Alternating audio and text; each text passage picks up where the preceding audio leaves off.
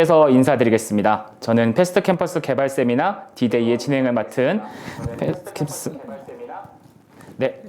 개발 세미나 D-Day의 진행을 맡은 패스트 캠퍼스 기획자 서지훈입니다. 네, 제가 지금 진행을 하면서 여러분들께 화면 밖에서 인사를 드리게 됐는데요. 화면을 통해서 아마 오늘 연사이신 백명석 연사님 그리고 이기원 연사님 아마 보이실 겁니다. 두 분 인사 부탁드리겠습니다. 네, 안녕하세요. 저는 K타운 포유에 다니고 있는 백명석이라고 합니다. 반갑습니다. 네, 안녕하세요. 저는 K타운 포유 백엔드 개발팀 팀장을 맡고 있는 이기원입니다. 반갑습니다. 네, 매월 마지막 주 수요일 무슨 날인지 혹시 알고 계신가요? 정부에서 정한 문화가 있는 날인데요. 보통 문화가 있는 날은 보다 많은 사람이 문화를 즐길 수 있도록 다양한 문화시설의 입장료, 관람료가 할인됩니다.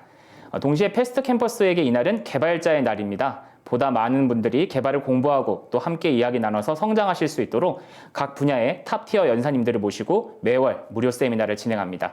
문화를 즐기는 문턱을 낮추는 문화가 있는 날처럼 패스트 캠퍼스의 개발자의 날, 그러니까 디벨로퍼스 데이, 줄여서 D-Day는 개발자분들이 성장할 수 있는 낮은 문턱이 되겠습니다. 그 첫 번째 날, 방금 소개해드린 두 분과 함께하고 있습니다. 국내 백엔드 개발업계에 살아있는 전설, 모두가 꿈꾸는 검은 머리 팥불이 될 때까지 개발하겠다라는 말을 실제로 이루신 산 증인, 백발의 개발자 K타운 포유 백명석 CTO님, 그리고 방금 소개해드린 함께 근무하시는 이기원 백엔드 개발팀장님을 모시고 진행됩니다. 오늘 세미나는 크게 세 가지 섹션으로 구성되는데요. 첫 번째 세션에서는 바로 시작하는 TDD와 리팩토링을 주제로 백문이 불여일견 백명석 CTO님께서 직접 간단하게 TDD란 이런 것이다를 보여주실 예정입니다. 이제 실무에 적용하는 방법에 대해서는 두 번째 세션에서 이기원 팀장님께서 어떻게 리팩토링과 코드 관리가 실무에 적용되고 이루어질 수 있는지 K타운 포유의 사례를 토대로 이야기해 주실 예정입니다.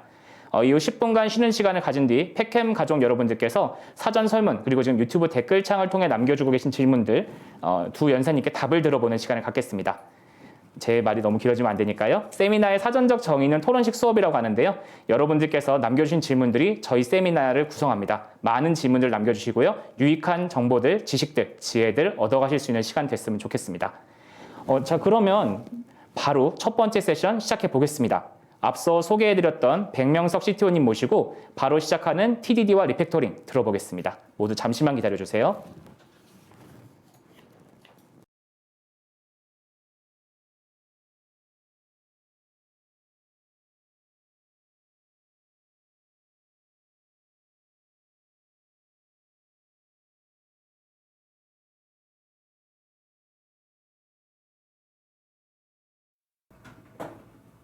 네, 안녕하세요. 네, 말씀드린 대로 이제 TDD를 간단하게 이제 진행하는 걸 한번 보여드릴 텐데요. 뭐 원칙을 다 지키면서 하는 거 이런 것도 중요한 거겠지만 제가 뭐 요번 세미나 준비하면서 인터뷰 때 말씀드린 것처럼 자전거 배우듯이 배우는 이제 그런 TDD라고 생각하시면 될 것 같고, 제가 보여드릴 거는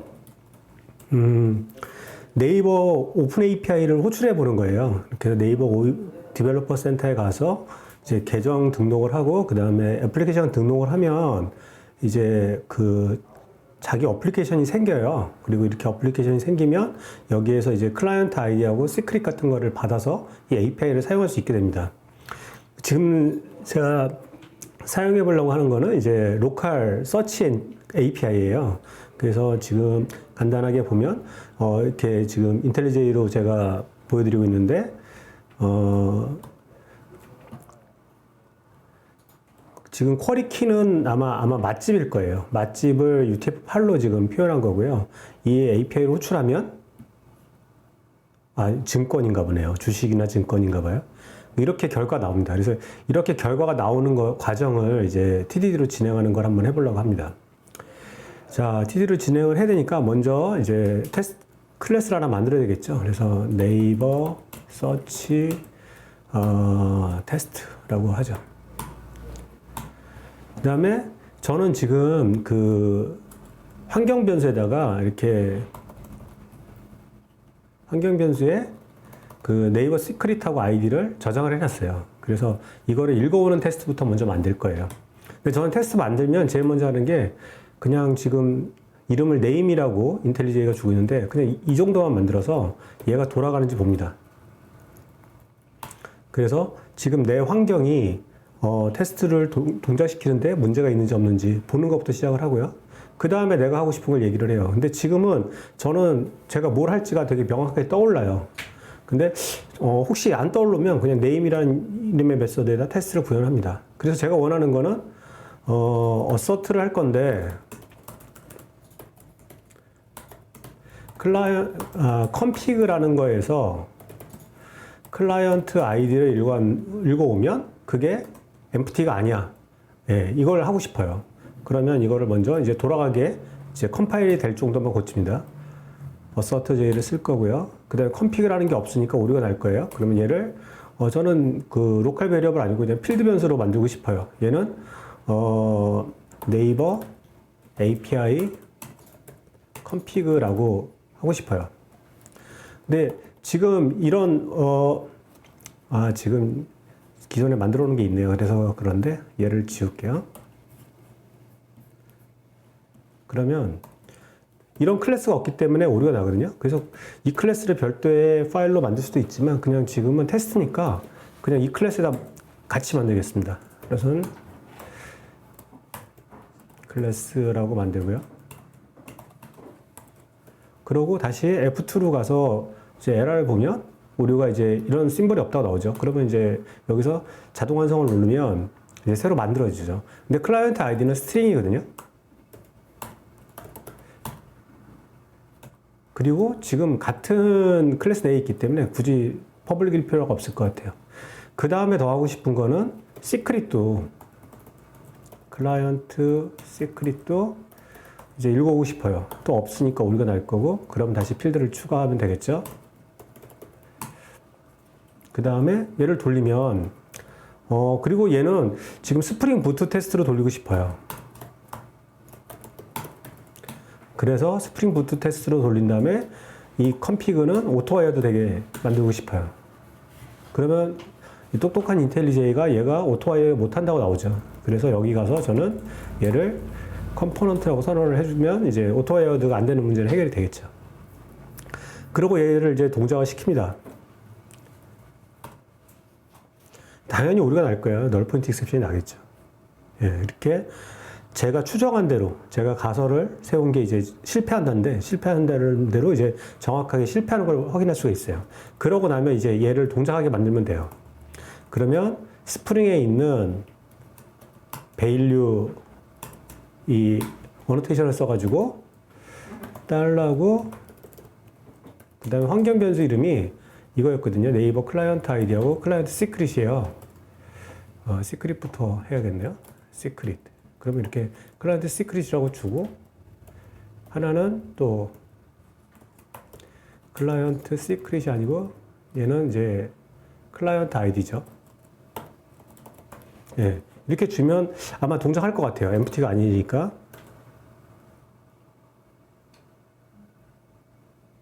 네, 정상적으로 동작을 하고요. 이제는 이 테스트 메서드의 이름을 정할 수 있을 것 같아요. 얘가 하는 걸 보니까 환경 변수로부터 클라이언트 아이디랑 시크릿을 읽어오는 거예요. 그러면 can get environment variables 정도면 될 것 같아요. 뭐 variables 여기에 뭐 기본 when then 형식을 유지하고 뭐 이런 것도 있는데 그냥 지금은 이 정도면 좀 충분할 것 같아요. 자, 여기까지 되면 그 다음에 하고 싶은 거는 저는 can call search API search API로 호출할 수 있는지 보고 싶어요. 근데 API로 호출하는 방법이 여러 가지가 있는데요. 그냥 REST 템플릿을 쓰는 걸로 한번 해볼게요. 그러면 REST 템플릿을 하나 만들어요. 예. 그 다음에 얘를 이제 써야 되니까 변수로 추출을 하고요. 템플릿 정도면 될 것 같아요. 그 다음에 템플릿에 대고 여러 가지 메소드가 있는데 익스체인지로 그냥 간단하게 호출할 수가 있을 것 같아요. 익스체인지는 첫 번째로 URL을 받고 그 다음에 HTTP 메소드를 받아요. 제가 코파일럿을 설치해놔가지고 에지가 하는 거 지금 뭐 코파일럿이 많이 해주고 있네요. 예, 그 다음에 리퀘스트를 받고요.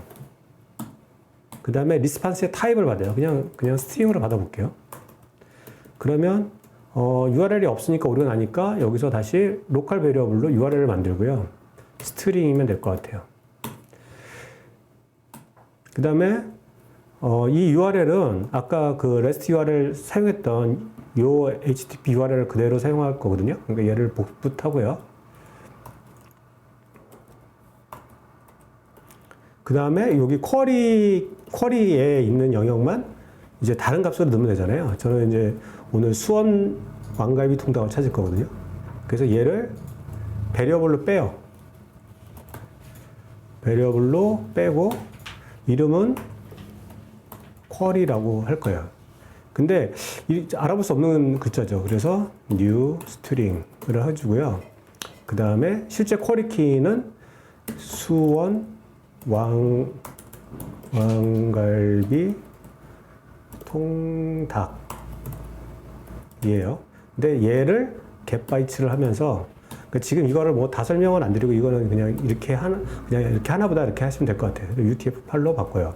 그럼 이제 이 쿼리가 만들어지거든요. 그 다음에 x 잘못됐네요. change인데 예, 그 다음에 리퀘스트가 없다 그러니까 리퀘스트를 또 만들어요. 얘는 HTTP 엔터티로 만들면 될 것 같고 new한데 HTTP 엔터티라고 주고요. 그 다음에 여기 안에는 헤더를 넘기려고 그래요. HTTP 헤더스라는 거를 넘길 거예요. 그것도 없으니까 얘를 만들면 되겠죠.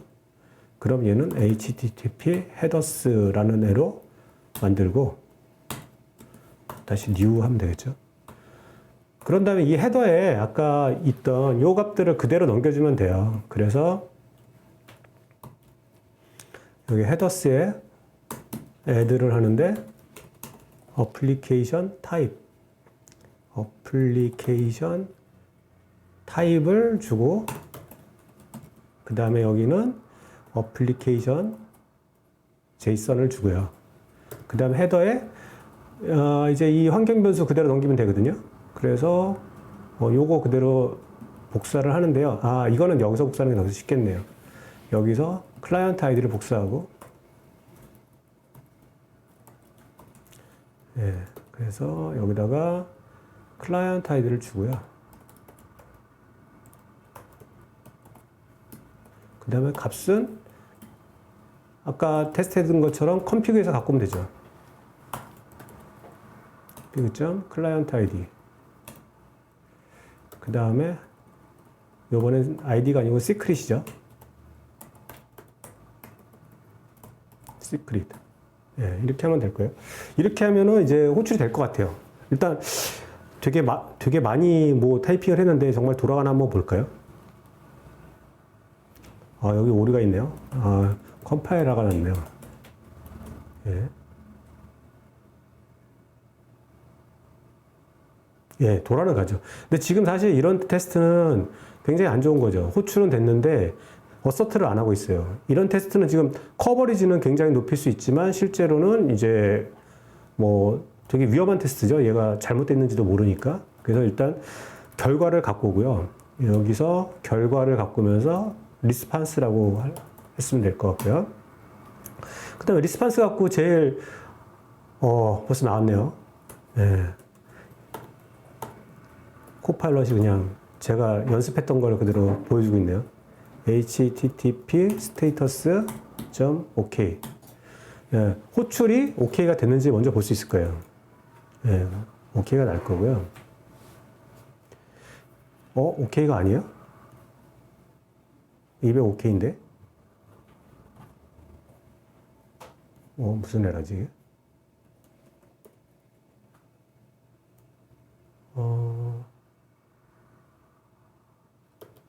뭐가 좀 잘못됐네요. 스테이터스가 얘가 HTTP가 아니고 다른 건가?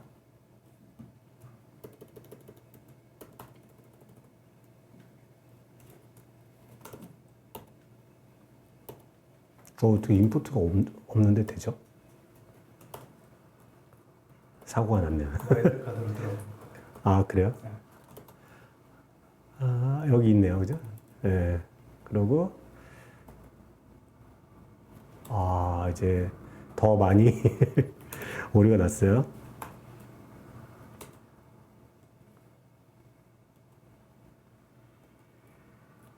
그 다음에 더 이상해진 것 같은데요?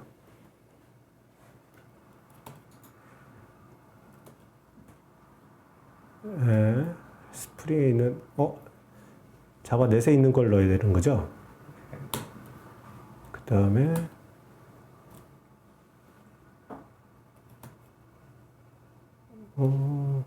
이상하다. 뭐가 잘못됐네요. 코파일럿이 잘못됐다는 얘기가 있네요. 아, 그래요? 스테이터스 코드 밸류가 아니고. 네. 그래요. 너무 과신했네요. 네. 감사합니다. 네.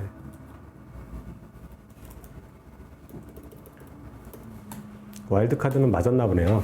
네.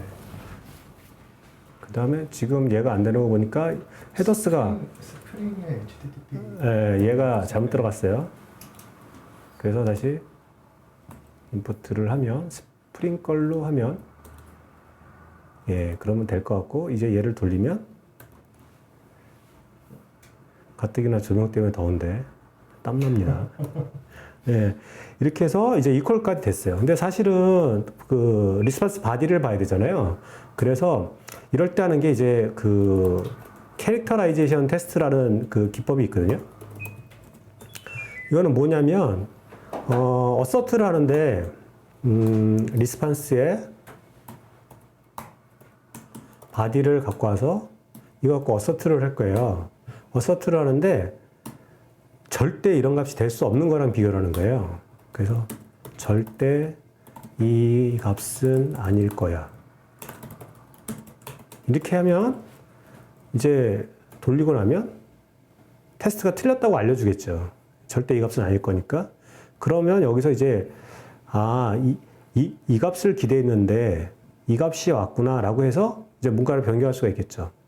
그러면 어서트를 하려고 보니까 일단 이런 스트링을 받아야 될 것 같아요. 근데 이 스트링을 받아가지고 이걸 가지고 비교하려니 호출할 때마다 이 날짜가 바뀔 거고, 그 다음에 검색 결과가 달라질 수 있잖아요. 그래서 저는 요 정도를 검증하고 싶어요. 5건인지 결과값이. 그래서 뭐 어떻게 하고 싶냐면 리스판스를 가지고 오브젝트로 만들고 싶어요. 그래서 여기서 오브젝트를 뭘로 만들 거냐면 클래스를 네이버 서치 리절트라는 애를 만드는데 걔는 이런 값이 있겠죠. 이런 값이 들어있을 거예요.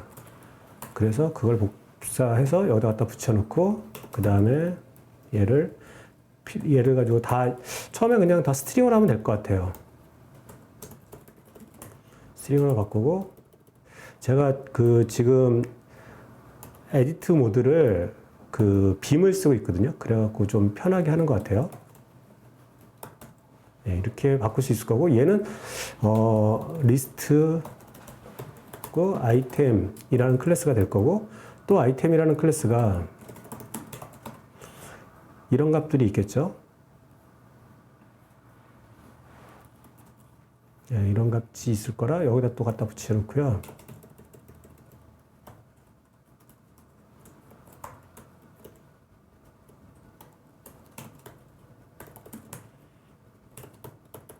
그 다음에 다시 아까처럼 이제 바꿔볼게요. 그러면 되고 롬복으로 그냥 getter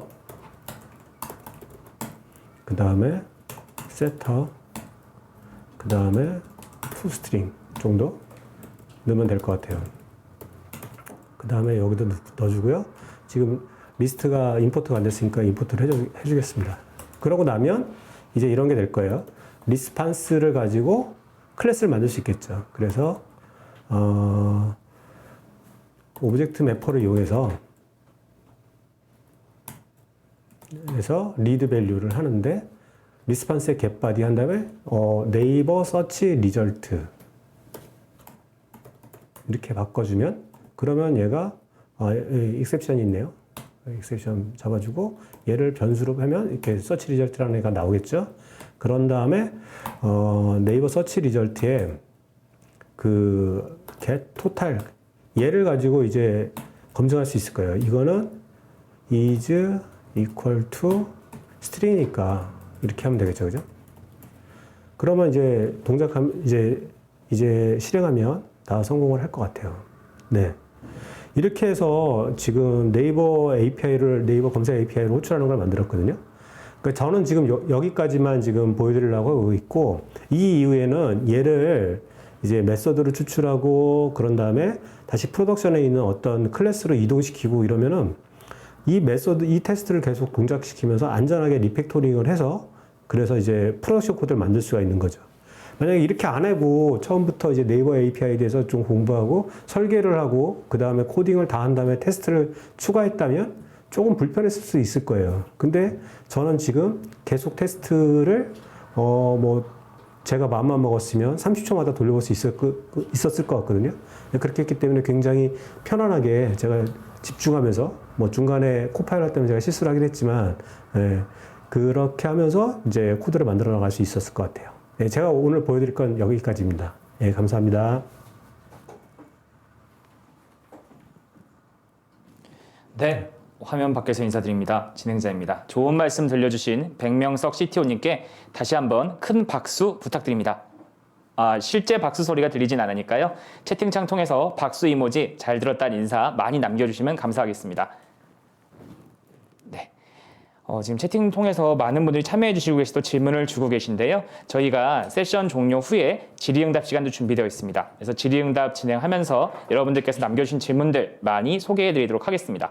네, 손바닥 이모지가 많이 올라오고 있는데요. 감사합니다. 백민석 CTO님 좋은 말씀 잘 들었습니다.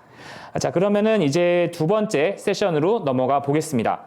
두 번째 세션에서는 예고해드린 대로 K타운4U 이기원 백엔드 개발팀장님을 모시고 방금 전 명성님께서 이론 그리고 실무에서는 어떻게 리팩토링을 다뤄지고 있는지 직접 라이브로 보여주셨다면 이제 명성님에 이어서 기원님께서는 K타운4U에서 이제 실무 사례를 토대로 리팩토링은 어떻게 이루어지고 또 코드 관리는 어떻게 진행되는지 여러분들께 소개해드리는 시간 갖도록 하겠습니다. 모두 잠시만 기다려주시기 바랍니다.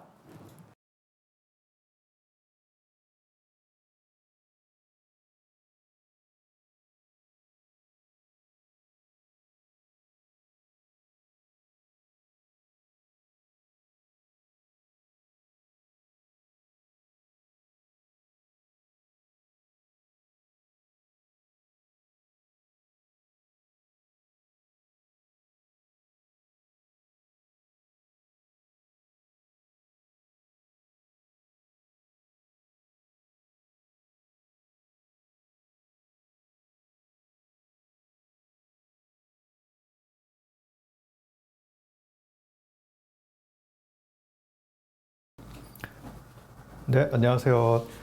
저는 오늘 레거시 코드 리팩토링을 좀 해볼 건데요.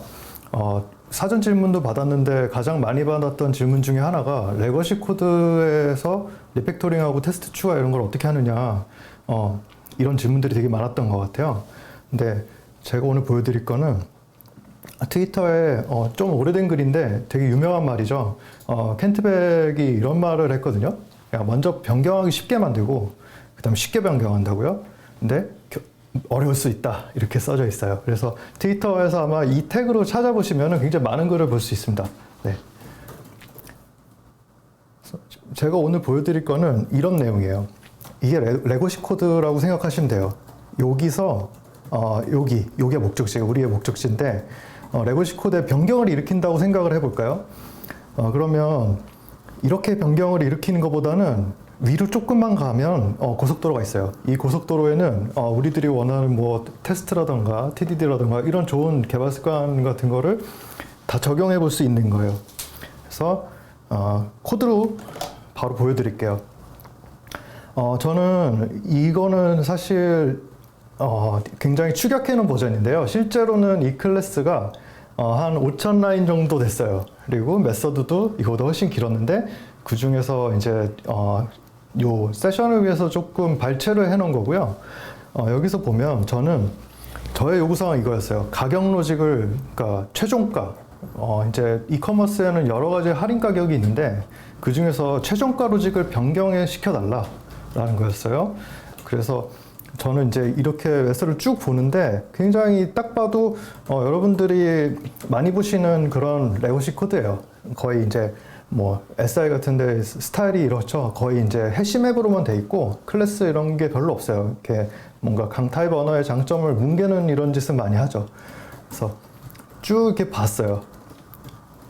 봤는데 사실은 이 중간에 막 DB콜도 있고 굉장히 이제 뭐 이런 여기 가격 로직이 있네요. 가격 로직도 있고 그리고 뭐 컴마 스트링을 바꿔요. 그러니까 화면을 위해서 렌더링하는 로직도 다 섞여 있는 거예요. 그러니까 이런 상태에서 내가 뭔가 여기에 변경을 일으키기는 대단히 어렵죠. 사실 여기서 이제 변경을 일으킨 다음에 뭐 계속 뭐 화면 띄워서 리프레시 해보고 뭐 이럴 수는 있겠죠. 근데 그렇게 하면 굉장히 늦을 거예요.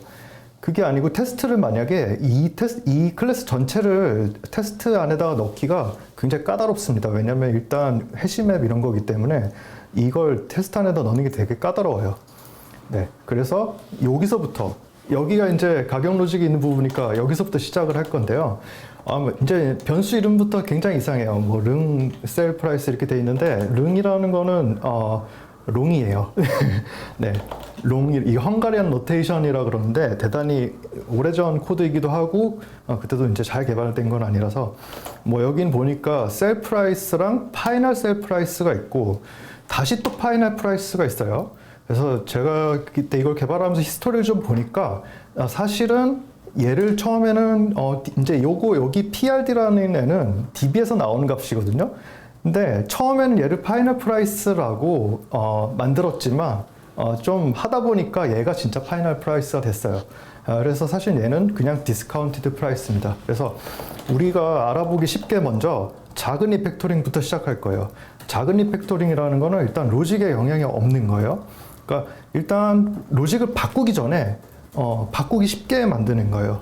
그래서 기존 로직을 전혀 변경하면 안 돼요. 얘는 그냥 제가 볼 때는 오리지널 프라이스예요. 바꿨죠? 그리고 얘는 그냥 디스카운티드 프라이스예요. 얘도 바꿨습니다. 얘가 진짜 파이널 프라이스예요. 네, 오타가 나면 뭐 수정해 주죠. 네, 이렇게 돼서 이제 사실은 커밋을 이렇게 의미 있는 어떤 변경을 할 때마다 커밋을 해줘야 되는데 커밋 메시지까지 작성하면 늦어지니까 일단 저는 커밋 메시지는 다 점으로 통일하겠습니다. 그런 다음에 노란색으로 이렇게 워닝이 떠요. 이건 이제 인텔리제이에서 코드 인스펙션을 많이 켜놓으면 이렇게 워닝이 뜨거든요. 그래서 뭐 하나 보면은 파이널로 바꿀 수 있대요. 그래서 이렇게 파이널로 불변으로 바꿔놓으면은 굉장히 리팩토링 하는 게 도움이 됩니다. 변하는지 중간에 변수가 변하는지 안 변하는지 알 수 있거든요. 여기도 뭐 원인이 떠서 보면은 이니셜라이저, 그러니까 미리 초기화를 할 필요가 없다는 거예요. 리던던트하다는 거예요. 없어요. 그러고 나미에도 파이널로 바꿀 수 있어요. 자, 변수를 다 파이널로 바꿨죠? 이러고 또 커밋을 해요. 네. 자, 이렇게 보면 여기가 이제 파이널 프라이스를 결정하는 if 문안에 이런 로직이 들어가 있는 것 같거든요. 그래서 저는 이 부분을 익스트랙 할 거예요. 익스트랙 메서드에서 얘는 뭐 is this counted 이런 뜻이겠죠. 네, 어떻게 빠져나갔나 볼까요? 네, 이렇게 빠져나갔네요. 근데 뭐 약간 이상해요. 스태틱으로 빠져나가지 않고 이렇게 추출이 되었어야 될 것 같아요. 네, is discounted 메서드를 추출했습니다. 다시 돌아가서 자, 자세히 볼까요? 자세히 보면은 여기서 그 이제 로직에 영향을 주지 않는 선에서 호출의 순서를, 그러니까 코드의 순서를 약간 바꿀 수 있어요. 자, 여기서 얘를 이렇게 바꿔도, 그리고 얘를 이렇게 바꿔도 로직에 영향이 전혀 없어요. 그죠? 자, 또 커밋합니다. 자, 이제 바꿔놓고 보니까 디스카운티드 프라이스는 파이널 프라이스예요. 이거는 사실 우리가 테스트가 없더라도 굉장히 자명한 사실이에요. 네, 마찬가지로 여기도 파이널 프라이스죠. 네, 이렇게 바꿔도 네, 자신 있습니다. 그래서 사실 이 상태로 상용 배포를 하라 그래도 할 수 있을 것 같아요.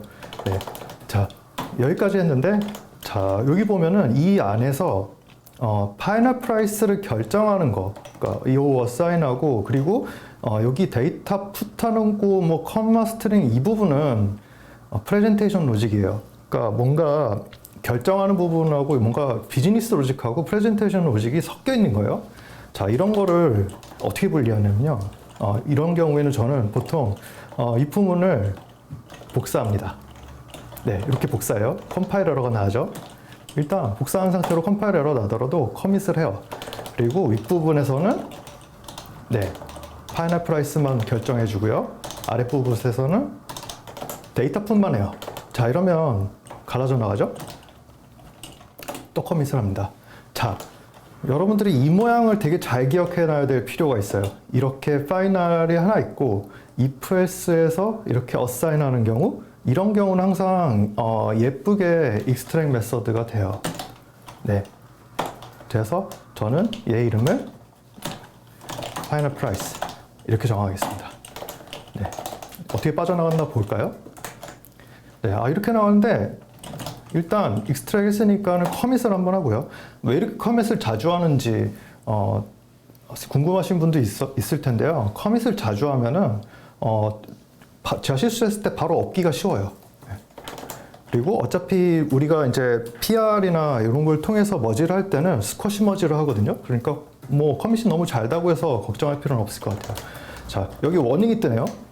워닝 메시지에서 이제 저는 이제 인스펙션을 많이 켜놨으니까 보이는 거예요. 그래서 인스펙션 설정을 많이 하시면 좋을 것 같아요. 그래서 이렇게 보면 이걸 계산하는 거, 파이널 프라이스를 계산하는 쪽으로 리턴을 옮긴다는 뜻이요. move return closer to computation 이렇게 돼 있네요. 이렇게 변하죠. 자, 이렇게 변하고 얘를 이렇게 변했으면 사망연산자로 바꾸면 깔끔하겠죠. 그래서 우리는 파이널 프라이스 로직을 굉장히 심플리파이 했죠. 네. 자, 이렇게 됐어요. 자, 이런 여기까지 리팩토링 했는데 아직까지는 테스트가 이제 얘를 이제 변경하고 싶은데 테스트를 하기가 좀 애매해요. 네. 사실 테스트를 하려면 뭐 이렇게 할 수는 있겠죠. 여기다 이렇게 얘를 패키지 프라이빗으로 만들고 뭐 비지블 포 테스팅 이런 애노테이션을 붙여놓고, 저는 이런 걸 갖다가 일종의 개구멍이라고 하는데요. 근데 사실 그런 테스트조차도 이 클래스를 초기화하는 거, 생성하는 것 자체가 굉장히 어렵다면, 사실 막 진짜 이 클래스는 5,000 라인 정도인데 의존성은 서비스 의존성은 한 20개 정도 있었고요. 이런 클래스거든요. 그러니까 아예 테스트가 아예 까다로운 거죠. 네. 그래서 저는 어떻게 할 거냐면은 얘를 value object라는, 그러니까 여기서 value object는 domain driven design에서 말하는 그 value object예요. 그러니까 어떤 로직을 가진 객체로 분리해 나갈 겁니다. 네, 어떻게 나가냐면은 여기서 인트로스 파라미터 오브젝트를 할 거예요. 얘를 인텔리제이의 리팩토링 기능을 통해서 파라미터 오브젝트를 만들어 나갈 겁니다. 그래서 여기서 저는 이 이름을 프로덕트 프라이스라고 짓고 싶네요. 네, 네, 프로덕트 프라이스를 지었어요. 그러면 얘가 이렇게 자동으로 파라미터가 돼서 빠져나가요. 그러면은 얘는 어떻게 생성됐나 한번 볼까요? 얘는 어떻게 생성됐냐면은 네, 그냥 이렇게 생겼습니다. 지금은 아무 로직도 없고, 지금 레코드라는 걸 이제 요즘 자바에서 이제 많이 쓰는 거죠. 그래서 그냥 로직이 없는 데이터 클래스로 이렇게 빠져나갔습니다. 네, 자, 이제 뺐더니 분리를 했더니 여기 노란색이 뜨거든요. 노란색이 뜨는 거는 이 메서드 안에서 파이널 프라이스를 계속 쓰고 있다는 거예요. 이거를 이제 개발에서는 featureMB라고 해요. 저는 인스펙션에서 featureMB를 켜놨어요. featureMB는 어떤 뜻이냐면은 어떤 클래스에 있는 기능을 부러워한다는 뜻이에요. 그래서 featureMB가 있으면 얘를 move instance 메서드를 통해서 보내버릴 수 있습니다. 이렇게. 자, 그러면 여기로 예쁘게 메서드 옮겨온 걸 볼 수 있어요. 그러면 또 의미 있는 변경을 했으니까 커밋을 해주고요. 자, 파이널 프라이스도 보면은 우리의 지금 모든 로직이 오리지널 프라이스하고 디스카운티드 프라이스에 의존하고 있다는 걸 알고 있거든요. 자, 저는 얘도 옮기고 싶어요. 근데 여기서 바로 파라미터 오브젝트, 인트로듀스 파라미터 오브젝트로 하면 약간 지저분하게 나가거든요. 그래서 저는 여기서 베리어블, 인트로듀스 베리어블을 먼저 해서 얘를 먼저 변수로 만들고 그 다음에 여기서 파라미터 오브젝트로 뜯어 나가 있습니다. 근데 아까 전에 이미 그 프로덕트 프라이스 클래스를 만들었기 때문에 여기 보면은 use existing class라고 되어 있습니다. 그래서 존재하는 이미 있는 클래스라고 되어 있어요. 그래서 이렇게 해서 하면 뭐 에러가 떠요. 무시하고 가시죠. 기존에 프로덕트 프라이스를 이미 여기 만들어 놨기 때문에 프로덕트 프라이스 1이라고 이렇게 빠져나가거든요. 그리고 안에는 로직이 이상하죠. 저는 제가 쓰는 트릭인데 여기서 일부러 객체의 이름을 똑같이 바꿔요. 똑같이 바꾸고 아까 변수로 만들어 놨던 걸 지워버립니다. 지워버리고 get original price 이거는 사실 최신 버전 인텔리제이가 아직 자바 레코드를 제대로 지원하지 않는 것 같아요. 그래서 얘를 get이 아니고 original price 이렇게 하시면 됩니다. 네. 그러면 또 다시 이렇게 됐죠? 다시 파이널 프라이스 메서드 위에 올려보면 피처 MB가 떠요.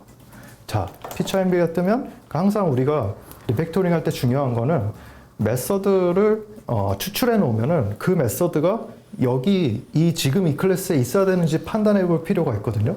근데 그거를 판단하는 근거가 피처 MB 같은 거죠. 그래서 피처 MB로 떴으니까 move instance 메서드를 해요. 네, 그러면 역시 이렇게 빠져나갑니다. 그래서 가격의 결정 로직, 파이널 프라이스에 대한 결정 로직, 그리고 디스카운티드인지 아닌지, 그러니까 할인이 됐는지 아닌지 이런 로직을 다 프로덕트 프라이스라는 요 로직을 가진 객체로 옮겨왔어요. 네. 자, 이렇게 옮겨왔고 이제 위로 올라가 보면은 코드를 정리를 좀 해줘야 될 필요가 있겠죠.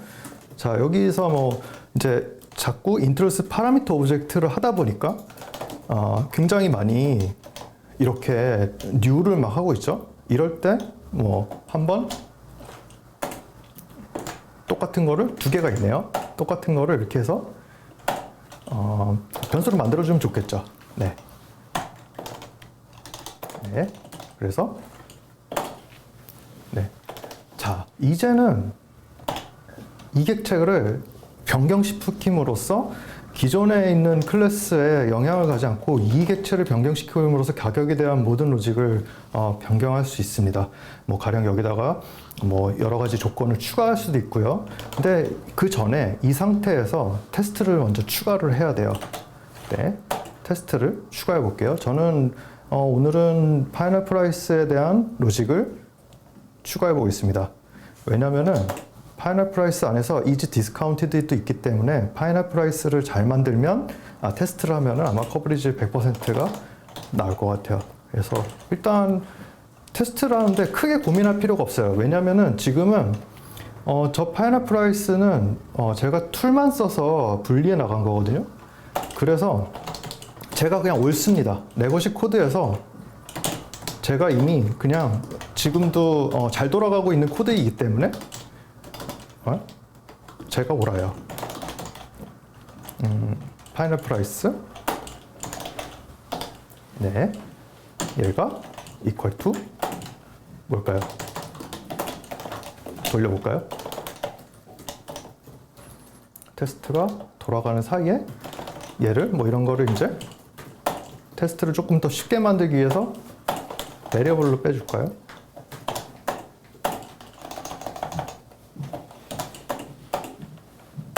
네, 이렇게 해놓고 이제 얘를 익스트랙 할 수 있을 거예요. 테스트도 이제 가독성이 중요하죠. 테스트가 관리 가능하려면 가독성이 중요할 것 같습니다. 그래서 저는 얘를 익스트랙해서 가령 뭐라고 할까요? assert final price 네, 이렇게 했고요. 이제 이런 거를 이제 한번 변수로 만들어 줬지만 저는 여기서 그냥 다시 인라인 해도 좋을 것 같아요. 네, 이렇게 하고 여기서는 만약에 가격이 같으면 이런 테스트도 있으면 좋겠고, 아니면 가격이 뭐 500원이면 무엇이다. 고민할 필요 없이 돌려요. 테스트가 만약에 테스트가 여기서 안 돌아오고 깨지면은 제가 무조건 진실이기 때문에 제가 테스트를 고쳐야 되는 거예요. 그래서 보면은 여기에 500원이어야 된대요. 네, 다시 돌립니다. 네, 돌아가죠. 자, 그러면은 커버리지가 얼마나 나오는지 한번 볼게요.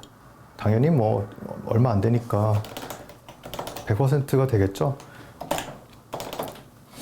네, 이제는 여기에서 테스트도 있는 코드가 됐고 저 가격 로직을 변경할 준비가 끝났습니다. 그래서 네, 제가 오늘 보여드린 내용은 여기까지고요. 네, 감사합니다.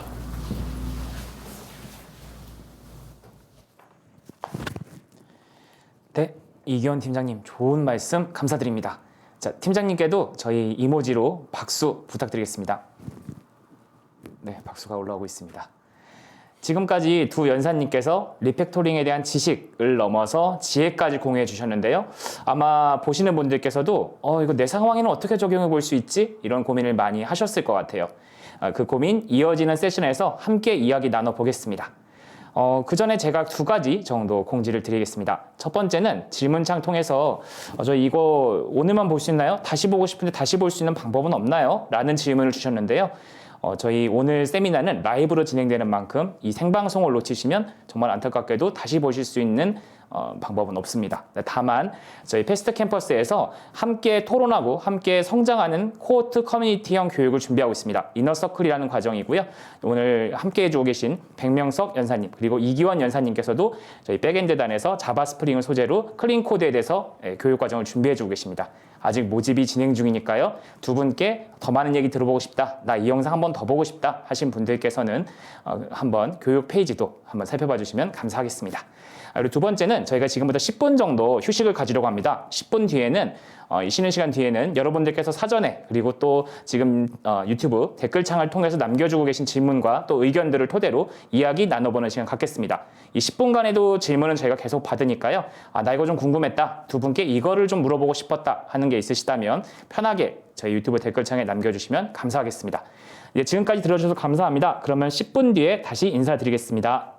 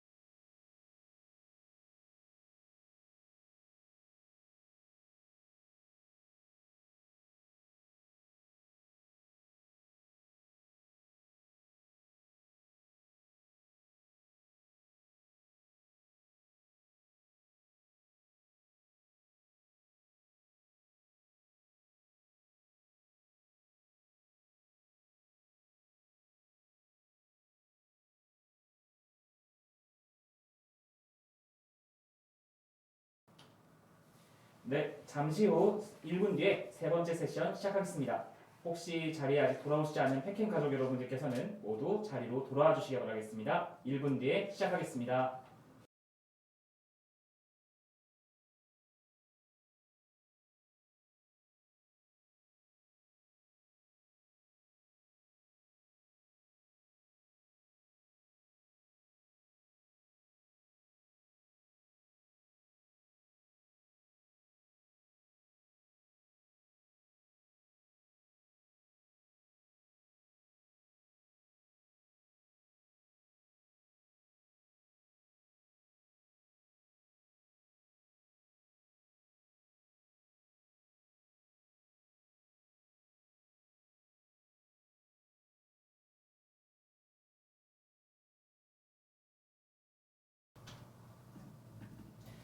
네, 그럼 예고해드린 대로 세 번째 세션에서는 여러분들께서 남겨주신 질문, 의견, 그리고 사례를 바탕으로 이야기 나눠보겠습니다. 아직 자리에 돌아오지 않으신 분들께서는 빨리 자리를 돌아오셔서 오늘 가장 유익한 시간, Q&A 시간 반드시 놓치지 않고 함께 해주시기 바라겠습니다. 저희 패스트 캠퍼스에서 지난 2022년 올해죠? 11월 18일부터 29일까지 한 열흘 정도 동안 여러분들께 사전에 질문을 접수받았습니다. 그리고 오늘 현장에서 유튜브로 접수된 질문 역시 합하면 100여 개가 넘는데요. 저희 세미나 운영팀이 이 중에서 주요한 내용 고르고 또 중복되는 내용을 합쳐서 여러분들께서 주신 질문을 모으고 또 추렸습니다. 이 질문들을 오늘 함께 해주고 계신 백명석 연사님 그리고 이기원 연사님께 여쭤보고 답을 들어보겠습니다. 가급적 남겨주신 모든 질문에 저희가 답을 드리고 싶었는데요. 시간 관계상 질문이 다뤄지지 않을 수 있다는 점 미리 좀 양해 부탁드리겠습니다. 하지만 저희가 최대한 열심히 여러분들의 질문으로 꽉꽉 채워서 Q&A 타임 진행해 보겠습니다. 더불어 여러분들의 신변 보호와 또 마음 놓고 질문하실 수 있는 권리를 위해서 질문 주신 분들의 성함은 비공개 희망하신 분들 꽤 계셨는데요. 비공개하는 점 역시 미리 고지해 두겠습니다. 네, 명성님 기원님, 오늘 주제 TDD와 리팩토링입니다.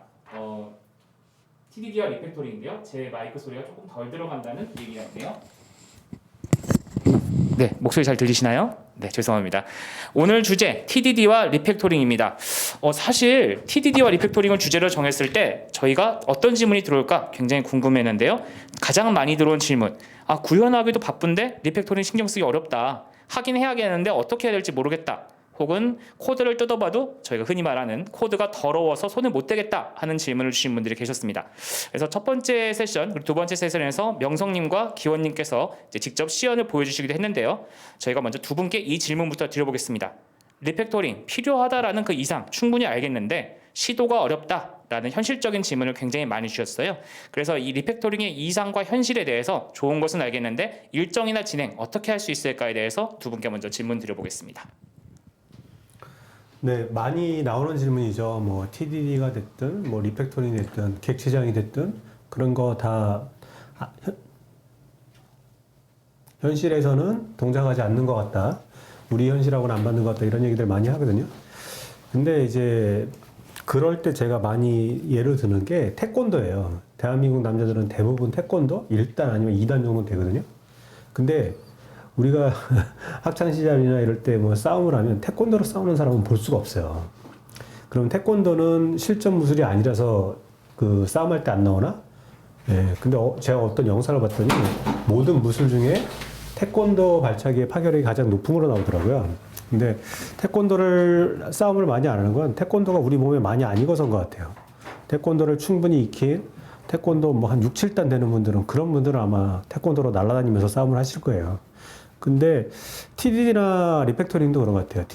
저도 TDD를 처음 접했을 때, 이 정도면 하는 거 아닌가라는 생각을 했는데, 정말 그 이후로 제가 한다라는 느낌을 받을 때까지는 한 9년 정도? 9년, 10년 정도가 지난 다음이었던 것 같아요.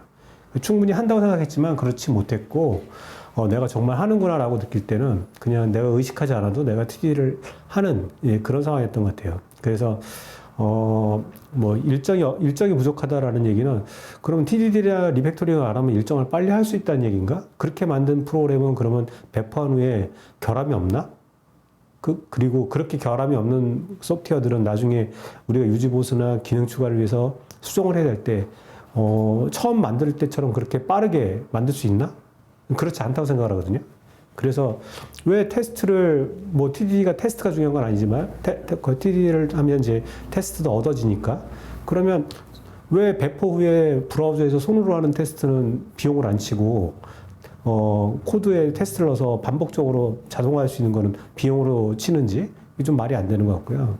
그래서 뭔가 좀 잘 안 되면 내가 이해가 부족하거나 아니면 내가 연습이 부족한 게 아닌가라고 보시는 게 저는 맞아 보이고 그 다음에 한 번에 할 수 있는 일을 굉장히 잘게 나눠서 하는 거예요. 아기 발걸음, 베이비 스텝 뭐 이런 얘기 하는데 그렇게 나눠서 하다 보면 몸에 익는 것 같아요. 처음부터 어려운 거를 어려운 문제를 가지고 어려운 기술을 익히려면 잘 안 되는 것 같아요. 그래서 현업에서 그 매일매일 출근해서 일정 압박, 그 다음에 요구사항 변경이 많이 일어나는 상황에서 내가 TDD나 리팩토링을 한번 해보겠다. 그건 잘 안 될 것 같아요. 충분히 연습을 하고, 나도 모르게 나올 정도가 돼야 현업에서 할 수 있을 것 같아요. 네. 기현님 뭐 혹시? 네. 저도 뭐 같은 의견인데요. 저는 이제 코드는 되게 돌봄이 필요한 대상이라고 생각을 해요. 우리가 코드를 돌보지 않고 맨날 기능 추가만 하고 이러면은 그 프로젝트는 복잡도가 나중엔 너무 커져서 누를 수 없게 되거든요. 근데 우리가 하는 일은, 저는 개발자들이 하는 일은 어떤 복잡도를 누르면서 매니저블하게 관리 가능한 복잡도를 유지해가면서 이제 개발을 한다는 게 중요한 것 같아요. 네. 그런 점에서 오히려 리팩토링을 안 하면은 결국 개발 시간은 계속 길어질 겁니다. 네. 저는 그렇게 믿고 있고요. 그래서 항상 시간이 없을 때도 쪽에서 리팩토링 하루에 뭐 변수 이름 바꾸는 거 그 정도만 해도 좋다고 생각을 해요. 네. 네, 너무 잘 들었습니다. 한 가지만 첨언하면 기현님 되게 좋은 얘기 해주셨는데 코드는 계속 보살펴줘야 된다 그랬잖아요. 근데 코드는 공장에서 찍어내는 제품이 아니라 정원에서 우리가 돌봐야 되는 식물인 거죠. 잘 자라고 나면 계속 비료를 주고 뭐 다듬어주고 그래야 얘가 되는 거지. 이제 꽃을 피웠다고 그냥 방치하면 뭐 잡초가 우거지고 아주 엉망이 되겠죠, 그죠? 네. 좋은 얘기인 것 같아요. 네, 저 두 분 말씀하신 거에서 코드를 돌봐야 된다라는 얘기가 굉장히 인상적입니다.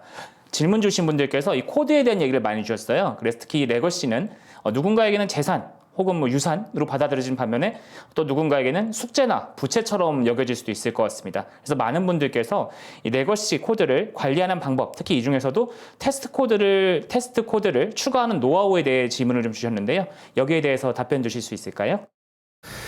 뭐, 그런 내용은 사실은 굉장히 오래전에 나온 책에 잘 설명이 돼 있어요. 뭐, 마이클 페더스가 쓴 Working Effectively with Legacy Code라는 책을 보면 의존성을 깨서 테스트를 추가하는 방법들에 대해서 굉장히 잘 나와 있거든요. 그런 것들에 대해서 이제 공부하고 연습을 하면 충분히 저는 하실 수 있을 것 같고, 뭐, 그 책에 나오는 내용들 중에 아까 제가 잠깐 보여드렸지만 캐릭터라이제이션 테스트나 그 다음에 스프라웃 메소드, 스프라웃 클래스, 그다음에 랩 메소드, 랩 클래스 이런 거는 레거시 코드랑도 할 수 있거든요. 그리고 아까 기원님이 보여주신 것처럼 어떤 일련의 데이터들에 대해서 동작하는 행위를 밖으로 빼내는 거 이런 것들을 할 수 있다면 레거시 코드도 계속 리팩토링 하면서 또 테스트를 추가할 수도 있을 것 같아요. 네, 이 마이클 페더스 책이 처음 볼 때는 되게 재미가 없었거든요. 근데 이제 레거시 코드를 실제로 변경할 일이 많아지고 그럴 때 어떻게 하면 효율적으로 할 수 있을까 이 생각을 하다 보니까 보면 볼수록 되게 새로운 책이에요. 네, 그래서 아까 전에 제가 보여드린 리팩토링도 이 책에 이미 다 나와 있습니다. 그래서 더 자세한 내용을 보실 수 있을 거예요, 아마. 네, 그러면 조금 더 딥하게 질문을 이어가 보겠습니다. 레거시 시스템에서 점진적으로 테스트 코드를 추가하는 노하우에 대한 질문이 있었는데요. 특히 이 중에서도 작은 단위에서부터 시작하는 방법 어떤 게 있을지 정말 궁금하신 분들이 많은 것 같아요.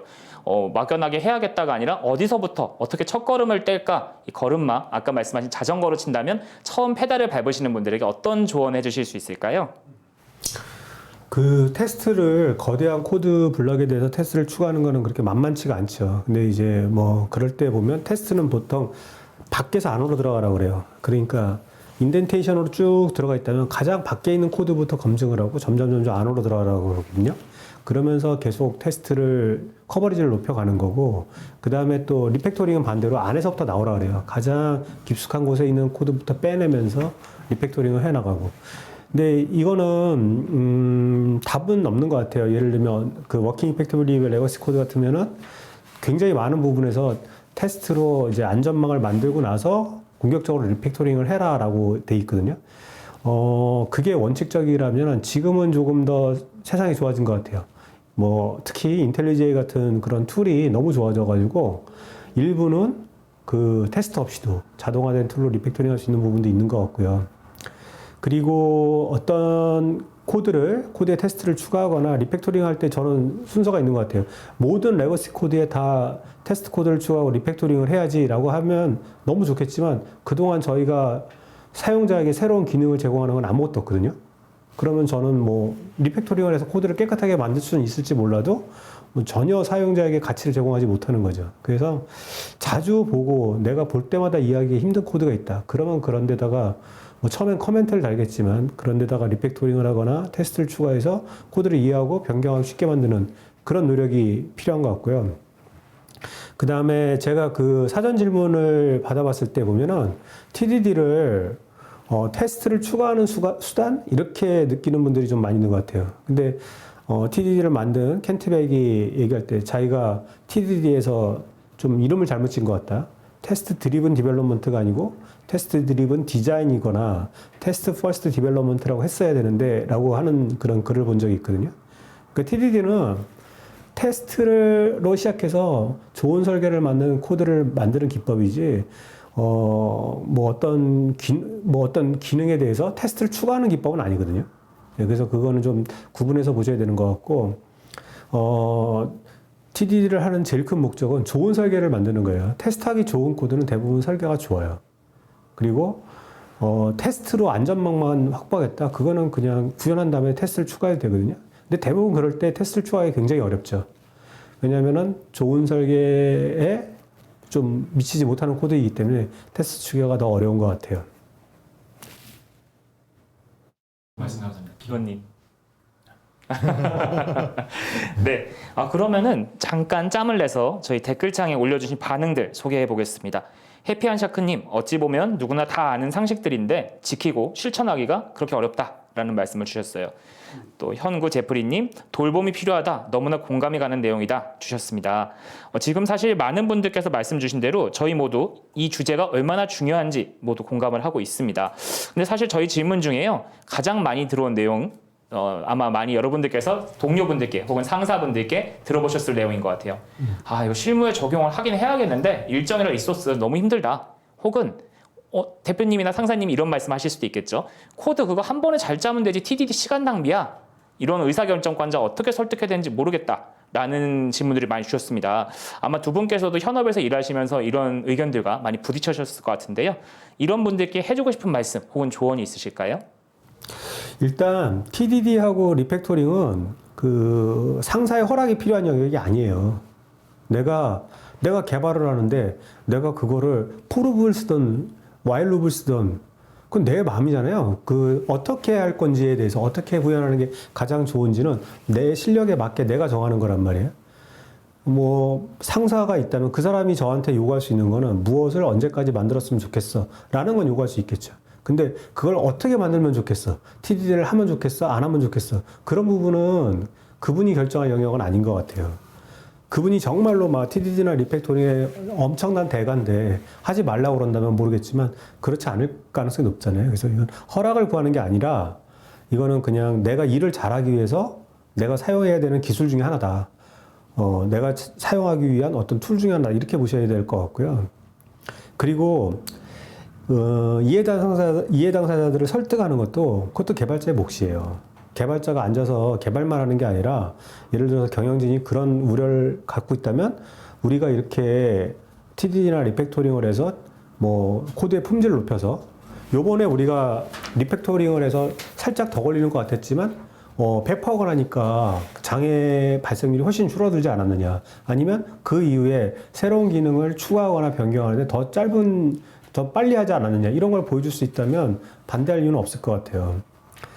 그리고 근데 이제 또 그런 것도 있어요. 뭐 TDD나 리팩토링에 대해서 코드 리뷰 이럴 때 얘기를 하면은 너무 잘하려고 시간을 너무 많이 쓰는 분들이 있어요. 예를 들면 그분 실력은 아직 그만큼 할 수 없는데 잘하는 분을 보고 그분처럼 하려고 시간을 너무 많이 쓰는 거예요. 근데 저는 그거는 반대하는 편이에요. 일단 빨리 구현해서 돌아가게 만들고 자기한테 주어진 시간 내에서 자기 실력만큼 잘 만들어야 되지. 제가 또 많이 드는 비유인데 1시간짜리 시험을 70점 맞는 사람이 자기 2시간 들이면 100점 맞을 수 있다고 혼자서 2시간 쓰면 그거는 반칙이잖아요. 그러니까 지금 내 실력이 아직 부족하면 일단 나는 배포할 수 있는 기능을, 안정적인 기능을 만들고 그 다음에 약간 퀄리티가 떨어지는 건 내가 실력을 높여서 다음번엔 퀄리티가 만들어지게 만들어야겠죠. 그리고 한 번에 잘 만들면 되지 왜 TDD로 이렇게 더럽게 만들고 돌아가게 만들고 리팩토링 하냐 이런 얘기도 이것도 이제 켄트백이 한 말이에요. 켄트백이 한 말인데 자기는 한 번에 빨리 만들면서 잘 만드는 방법을 모르고 실패하는 테스트를 넣고 빨리 돌아가게 만들고 그 다음에 잘 만들고 이걸 반복하는 게 가장 좋은 코드를, 가장 좋은 품질의 코드를 가장 빨리 만드는 것 같아서 자기는 그렇게 하는데 혹시 다른 방법이 있으면 그렇게 하시라고 그러거든요. 그리고 제가 볼 때 잘 만드는 거랑 빨리 만드는 건 상극이에요. 두 개를 동시에 할 수가 없어요, 인간이. 그리고 빨리 만드는 걸 먼저 하는 게 맞아요. 왜냐하면 일정을 준수해야 되니까. 그 다음에 잘 만드는 거는 자기의 역량에 따라 다른 거죠. 제 생각에는 TDD랑 리팩토링을 잘하기까지에는 대단히 많은 학습 필요하고 툴에 대한 어떤 그런 연습도 되게 많이 필요해요. 되게 많이 필요해서 그런 아직 연습이 안 되어 있는데 상용 코드에 자기가 굳이 TDD하고 리팩토링을 열심히 해보겠다 하면 당연히 시간이 엄청 느려지고 그리고 의사결정권자들의 반감을 사게 되겠죠. 네, 그러니까 일단은 연습을 많이 하시고 시간을 정해놓고 하세요. 시간을 정해놓고 가령 저는 아까 전에 그 예제 코드를 보여드렸지만 그게 실제 상용 코드였거든요. 근데 그때는 한 3, 4년 전인 것 같은데 그 한 번에 저렇게 못했어요. 한 번에 못해서 시간을 정해놓고 한 2시간 동안 고민하다가 안 되겠다 그냥 테스트 없이 가자 이렇게 하고 간 거죠. 그리고 나중에 걔를 이제 한 번 해본 거를 계속 복기를 해보세요. 뭔가 내가 툴만 써서 새로운 클래스로 이렇게 분리하고 거기다 테스트를 추가하고 그런 루트가 있을 것 같은데 약간 어떻게 보면은 바둑이나 이런 거 비슷해요. 어떤 수가 있어요. 거기로 가는 어떤 최단 루트가 있습니다. TDD나 아니면 어떤 테스트 이런 걸 추가할 수 있는 그리고 클래스로 어떤 분리할 수 있는 근데 그런 걸 계속 복기를 하면서 연습을 해본다면 어느 순간에는 그 잘하게 돼서 누가 TDD를 한다 그래도 충분히 빠르기 때문에 아무도 뭐라고 안 할 것 같아요. 네. 네, 두 분 말씀 너무 잘 들었습니다. 지금 댓글창을 통해서 질문들을 주고 계신데요.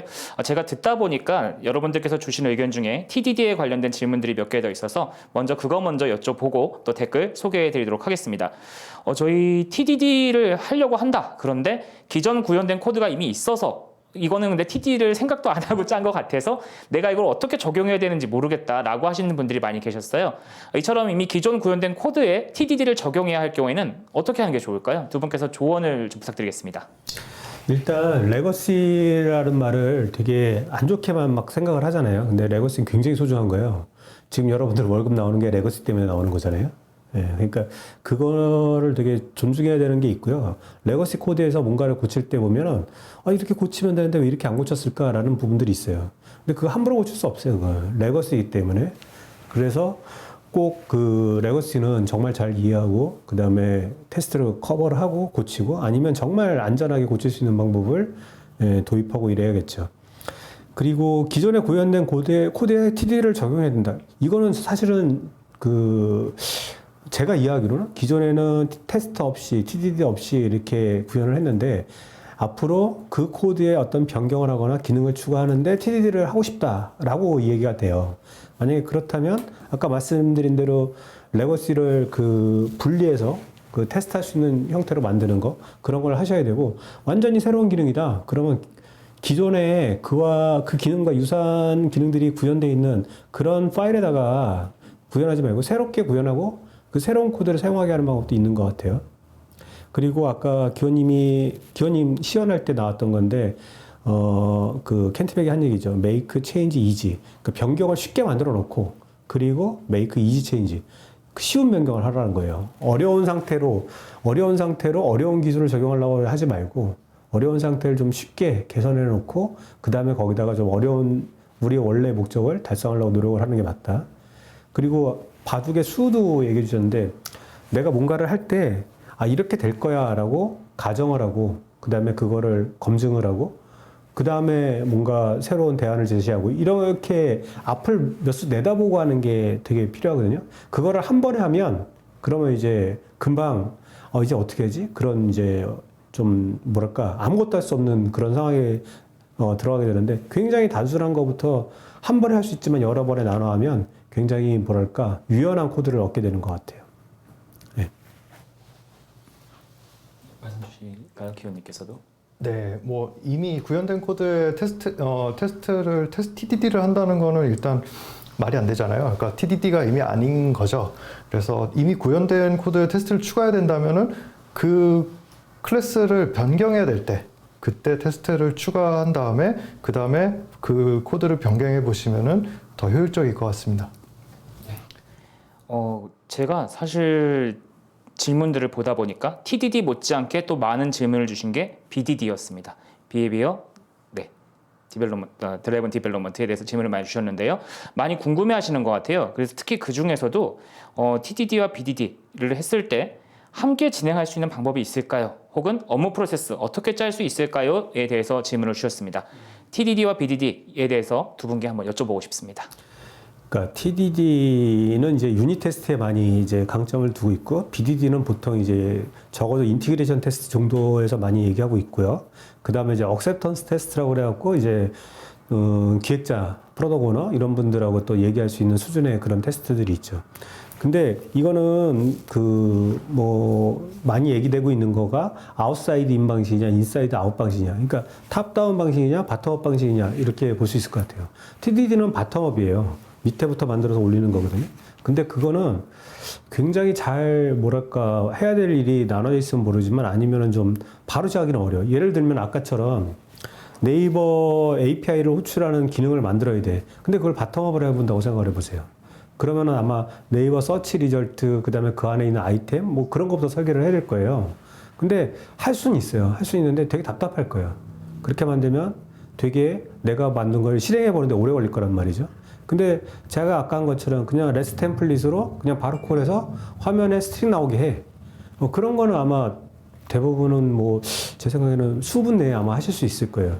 그런 다음에 그걸 가지고 좋은 설계를 만들어내는 것, 이런 것도 할 수 있거든요. 그래서 아웃사이드 인으로, 그러니까 웹 어플리케이션으로 보면 컨트롤러에서 그 다음에 서비스, 그 다음에 리파이토리, 그 다음에 도메인 모델 이렇게 안으로 들어가면서 테스트를 추가하고, 그런 다음에 그 안에서 다시 밖으로 나오면서 테스트를 추가하면서 이제 목으로 만들었던 것들을 실제 객체로 치환하는 이제 그런 방식으로 일을 할 수가 있을 것 같아요. 그래서 ATDD, BDD, TDD 이런 얘기가 있는데 그거를 정의를 어떻게 설명하는 이런 거는 여기서는 아닌 것 같고, 그런 건 웹에서 찾아보면 있으니까요. 근데 이제 일을 할 때 밖에서 안으로 들어오면서 필요한 거를 발견하고, 근데 그 필요한 것들을 구현해 나가면서 다시 밖으로 나와서 전체가 다 동작하게 만드는 그런 방식이라면 좋은 개발 흐름이 될 것 같아요. 그러니까 저희 지금 회사에서는 오픈 API 스페시피케이션, 그러니까 스웨거 같은 거죠. 야물 파일 가지고 먼저 정의를 하고, 그 다음에 그 야물을 가지고 이제 스톱 같은 거를 제너레이션 한 다음에 그게 만약에 구현되면 어떻게 될지라고 이제 컨트롤러에 대한 인테그레이션 테스트를 만들어요. 그런 다음에 컨트롤러를 구현하면서 서비스에 대한 어떤 필요를 발견하고, 그런 식으로 밖에서부터 안으로 들어오고 또 안에서부터 밖으로 나가는, 그렇게 개발하고 있거든요. 그게 되게 매끄러운 것 같아요. 네, TDD에 대해서 또 개발 방법론에 대해서 백명석 CTO님의 말씀 들어봤습니다. 사실 저희 주제인 TDD 그리고 리팩토링에 대해서만 얘기하기에도 저희에게 허락된 시간이 굉장히 짧습니다. 그래서 저희가 준비한 TDD 관련 질문 이렇게까지 하는데요. 혹시 백명석 CTO님께, 그리고 방금 전에 어떤 분께서 채팅창에서 기원님의 말이 너무 와닿습니다 라는 말씀을 주셨는데요. 기원님께 이거 주제로 조금 더 얘기를 들어보고 싶다 하시는 분들 당연히 있으실 것 같아요. 저희 홈페이지에서 두 분께서 진행하시는 이너서클 자바 스프링 기반 리팩토링 코러닝 for 클린 코드를 모집 중에 있습니다. 막간 홍보였습니다. 저희 이 과정에서는요, 아까 말씀드렸듯 세미나 영상 다시 보실 수 있고요. 그 외에도 두 분과 함께 토론하고 발표하고 또 케이스 스터디를 하고 내 고민을 우리 함께 해결해 보는 과정을 통해서 TDD, 리팩토링, 그리고 객체 지향 프로그래밍 등 함께 이런 주요한 개념들을 논의해 보는 자리를 갖고 있습니다. 이 과정 12월 4일 이번 주 일요일 마감이니까요. 혹시 아직 신청 못하신 분, 나 이거 해야지 했는데 아직 못하신 분들께서는 꼭 신청 서둘러 주시기 바라겠습니다.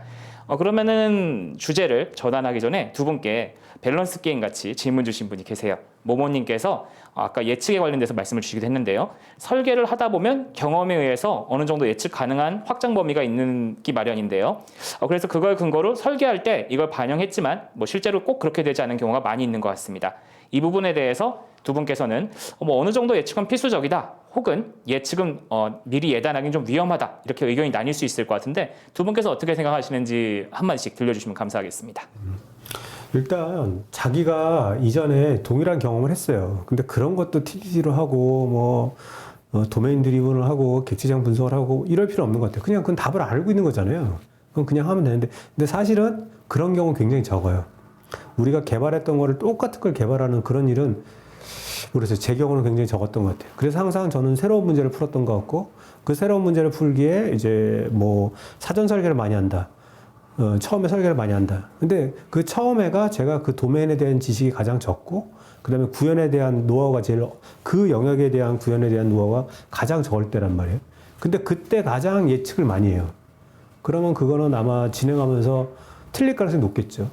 근데 이제 먼저 빠르게 동작하게, 좀 지저분하더라도 빠르게 동작하게 만들고 리팩토링을 통해서 계속해서 좋은 코드로 진화해 나간다면 정말로 좋은 설계에 관한 의사결정을 해야 될 때, 그때 우리가 만든 코드를 실행해 보면서 굉장히 많은 피드백을 얻었을 거고, 그걸 가지고 굉장히 또 올바른 의사결정을 할 수 있을 것 같아요. 그냥 확실히 아는 거, 그런 거는 저는 테스트 필요 없다고 생각해요. 네, 저는 사전에 예측을 얼마나 하고 사전 설계를 얼마나 해야 되느냐, 이런 질문에 대해서는 일단은 명선님 말처럼 처음에는 그냥 돌아가게 만드는 게 우선인 것 같습니다.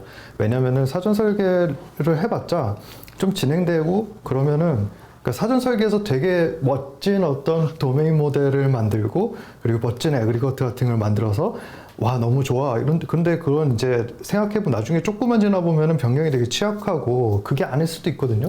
그래서 일단 그러니까 일단 돌아가게 만들어 놓고 그 다음에 리팩토링을 통해서 그런 도메인 오브젝트들이 생겨납니다. 네, 그러면은 진짜로 좋은 코드가 생겨나는 것 같아요. 네. 그러니까 사전 설계를 해서 이런 게 필요할 것이야라는 거를 하고 만든 다음에 구현할 때 정말 필요할 것을 미리 만드는 거 전 좀 보다는, 내가 지금 개발을 하고 코딩을 했는데 이런 게 필요하게 만드는 거죠. 네, 내가 뭔가를 새로 추가하고 싶으면 그걸 추가해야만 하게 그런 상황을 테스트로 만드는 거죠. 이 기능을 구현하려면 그게 필요하네. 예, 그렇게 필요를 만들고 그 다음에 내가 넣고 싶은 어떤 개념이라든가 기능이라든가 이런 걸 넣는 거, 미리 뭔가 이렇게 필요할 거야라고 해서 넣지 말고, 넣는 건 쉬운데 빼는 건 굉장히 어렵거든요. 예. 네, 두 분 말씀 너무 잘 들었습니다.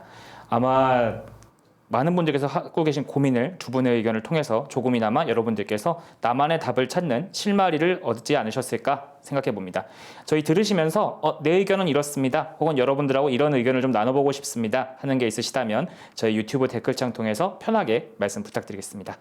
자, 그럼 다음 주제로 조금 넘어가고 있습니다. 물론 아주 새로운 주제는 아니라 방금 전에 좀 이어지는 얘기이기도 한데요. 이번 키워드는 테스트입니다. 앞서서 TDD나 테스트 코드 얘기가 많이 나왔었는데요. 조금 더 심도 있게 질문을 드려보고자 합니다. 이 테스트 코드 역시 회사나 팀별로 반드시 좀 작성을 하는 경향의 분도 계실 거고, 아니면 여건상 그냥 간간히 하시는 분도 계실 거고, 아니면 해야지 하고 계신 분들도 계실 것 같아요.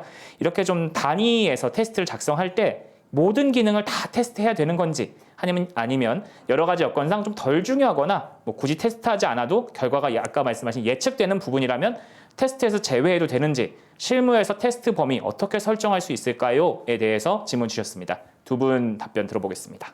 좀 전에 얘기한 거랑 많이 겹치는 것 같은데요. 그냥 이 코드를 실행해 봤어가 아니라 반드시 검증을 해서 어서트를 해가지고 내가 원하는 값이 나오는지, 내가 원하는 인터랙션이 일어나는지 반드시 봐야 될 것 같고요. 말씀드린 대로 뻔한 거, 예, 누가 봐도 뻔한 거 그런 거는 테스트할 필요 없다고 생각해요. 네, 우리가 테스트해야 될 것 중에서 가장 중요한 거는 우리의 비즈니스 로직이잖아요. 그러니까 그 비즈니스 로직을 테스트하는 건 대단히 중요하죠. 하지만 뭐 스프링의 JPA 같은 거를 테스트하는 그런 거는 꼭 필요할까요? 저는 그렇게 생각하지는 않고요. 물론 있으면 좋아요. 있으면 좋고 통합 테스트로 돌리면서 걔가 같이 돌아가면 좋은데 뭐 리파지토리 하나 만들 때마다 다 테스트 해본다던가 그런 건 필요 없다고 생각을 합니다. 네, 두 분 답변 감사합니다. 방금 전에 말씀 주신 예측 그리고 또 테스트가 이어지는 내용이라고 생각합니다. 그래서 아까 질문 주신 모모님께서도 두 분께 답변 감사드리고 듣다 보니 주변에 제가 해결하려는 문제에 대해서 그 문제에 관련된 도메인 전문가분들을 많이 두는 게 중요할 것 같다라는 의견을 주셨습니다. 아까 말씀드린 대로 궁금하셨던 거에 실마리를 얻어가셨으면 좋겠습니다. 그러면 사전에 받았던 질문 조금 더 이어가 보겠습니다. 이 개발을 하다 보면 물론 다들 상황이 다르실 것 같아요. 그 중에서도 저 같은 경우는 외부 인프라에 의존적인 서비스를 다루게 되는 경우가 많습니다. 라는 분께서 질문 주셨습니다. 이렇게 외부 인프라에 의존하는 서비스의 경우에는 테스트 코드 어떻게 짜는 게 좋을까요? 그거는 뭐 테스트 대역이라고 그러죠. 테스트 대역 그래갖고 뭐 더미, 뭐 스톱, 목, 그다음에 스파이 뭐 이런 것들이 있는데 시뮬레이터도 있죠. 그런 것들을 이용해서 테스트를 할 수 있을 것 같은데요. 기본적으로 외부 인프라, 그다음에 웹, DB 이런 것들은 그 복잡성을 나눌 때 우연한 복잡성이라고 해요. accidental complexity라고 하는데 무슨 말이냐면 우리가 풀어야 되는 본질적 복잡성. 그 어떤 본질은 비즈니스 룰이에요. 그러니까 뭐 상품을 카트에다가 넣으면 뭐 전체 그 장바구니 가격이 변경되는가 이런 계산 로직이란 말이에요. 그런 건 중요한데 이거를 오라클에 저장을 할 건지 마이에스큐엘에 저장할 건지 뭐 노스QL에 저장할지 이런 거는 본질적인 복잡성은 아니란 말이에요. 그래서 이 본질적 복잡성과 우연한 복잡성이 섞여 있으면 굉장히 테스트하기 힘들어져요. 관리하기도 힘들어지고. 그래서 본질적 복잡성이 가장 안에 있게 두고 이런 우연한 복잡성을 자꾸 밖으로 밀어내는 거예요.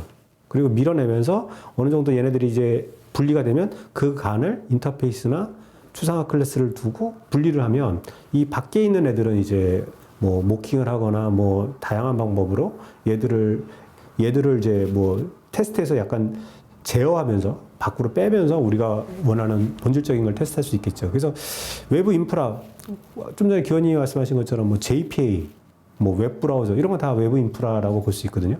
HTML로 컬러 값을 내려주는데 레드라고 내려줬는데 브라우저가 정말 빨간색으로 표현하는지 레드라고 내려줬는데 브라우저가 녹색으로 표현하는지 그런 건 테스트할 필요 없는 거예요.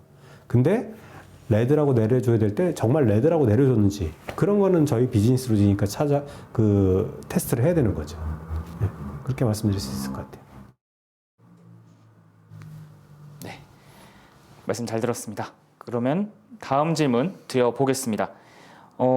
다음 질문은 저는 사실 이 질문을 사전에 받았을 때 이걸 어떻게 답을 해주실까 굉장히 기대가 됐던 질문 중에 하나입니다. 저희 보통 많이 보는 예능 프로그램에 보면 누구에게 무엇이란 하고 그것에 대한 정의를 물어보는 코너들이 있는데요. 제가 두 분께 한마디씩 여쭤보겠습니다. 먼저 명성님께 질문 드리겠습니다. 백명석 CTO님이 정의하는 리팩토링이란? 좀 어려운 질문이신데 의미에 대해서 좀 설명해 주시겠어요?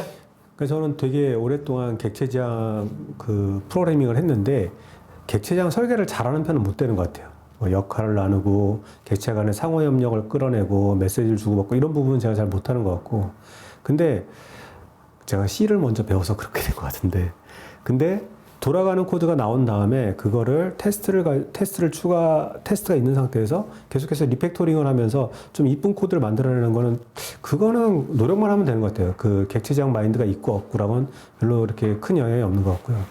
그래서 리팩토링의 정의는 마틴 파울러의 정의는 외부에서 관측되는 행위는 변경 없이 내부의 설계가 좋아지는 것 이렇게 돼 있는데요.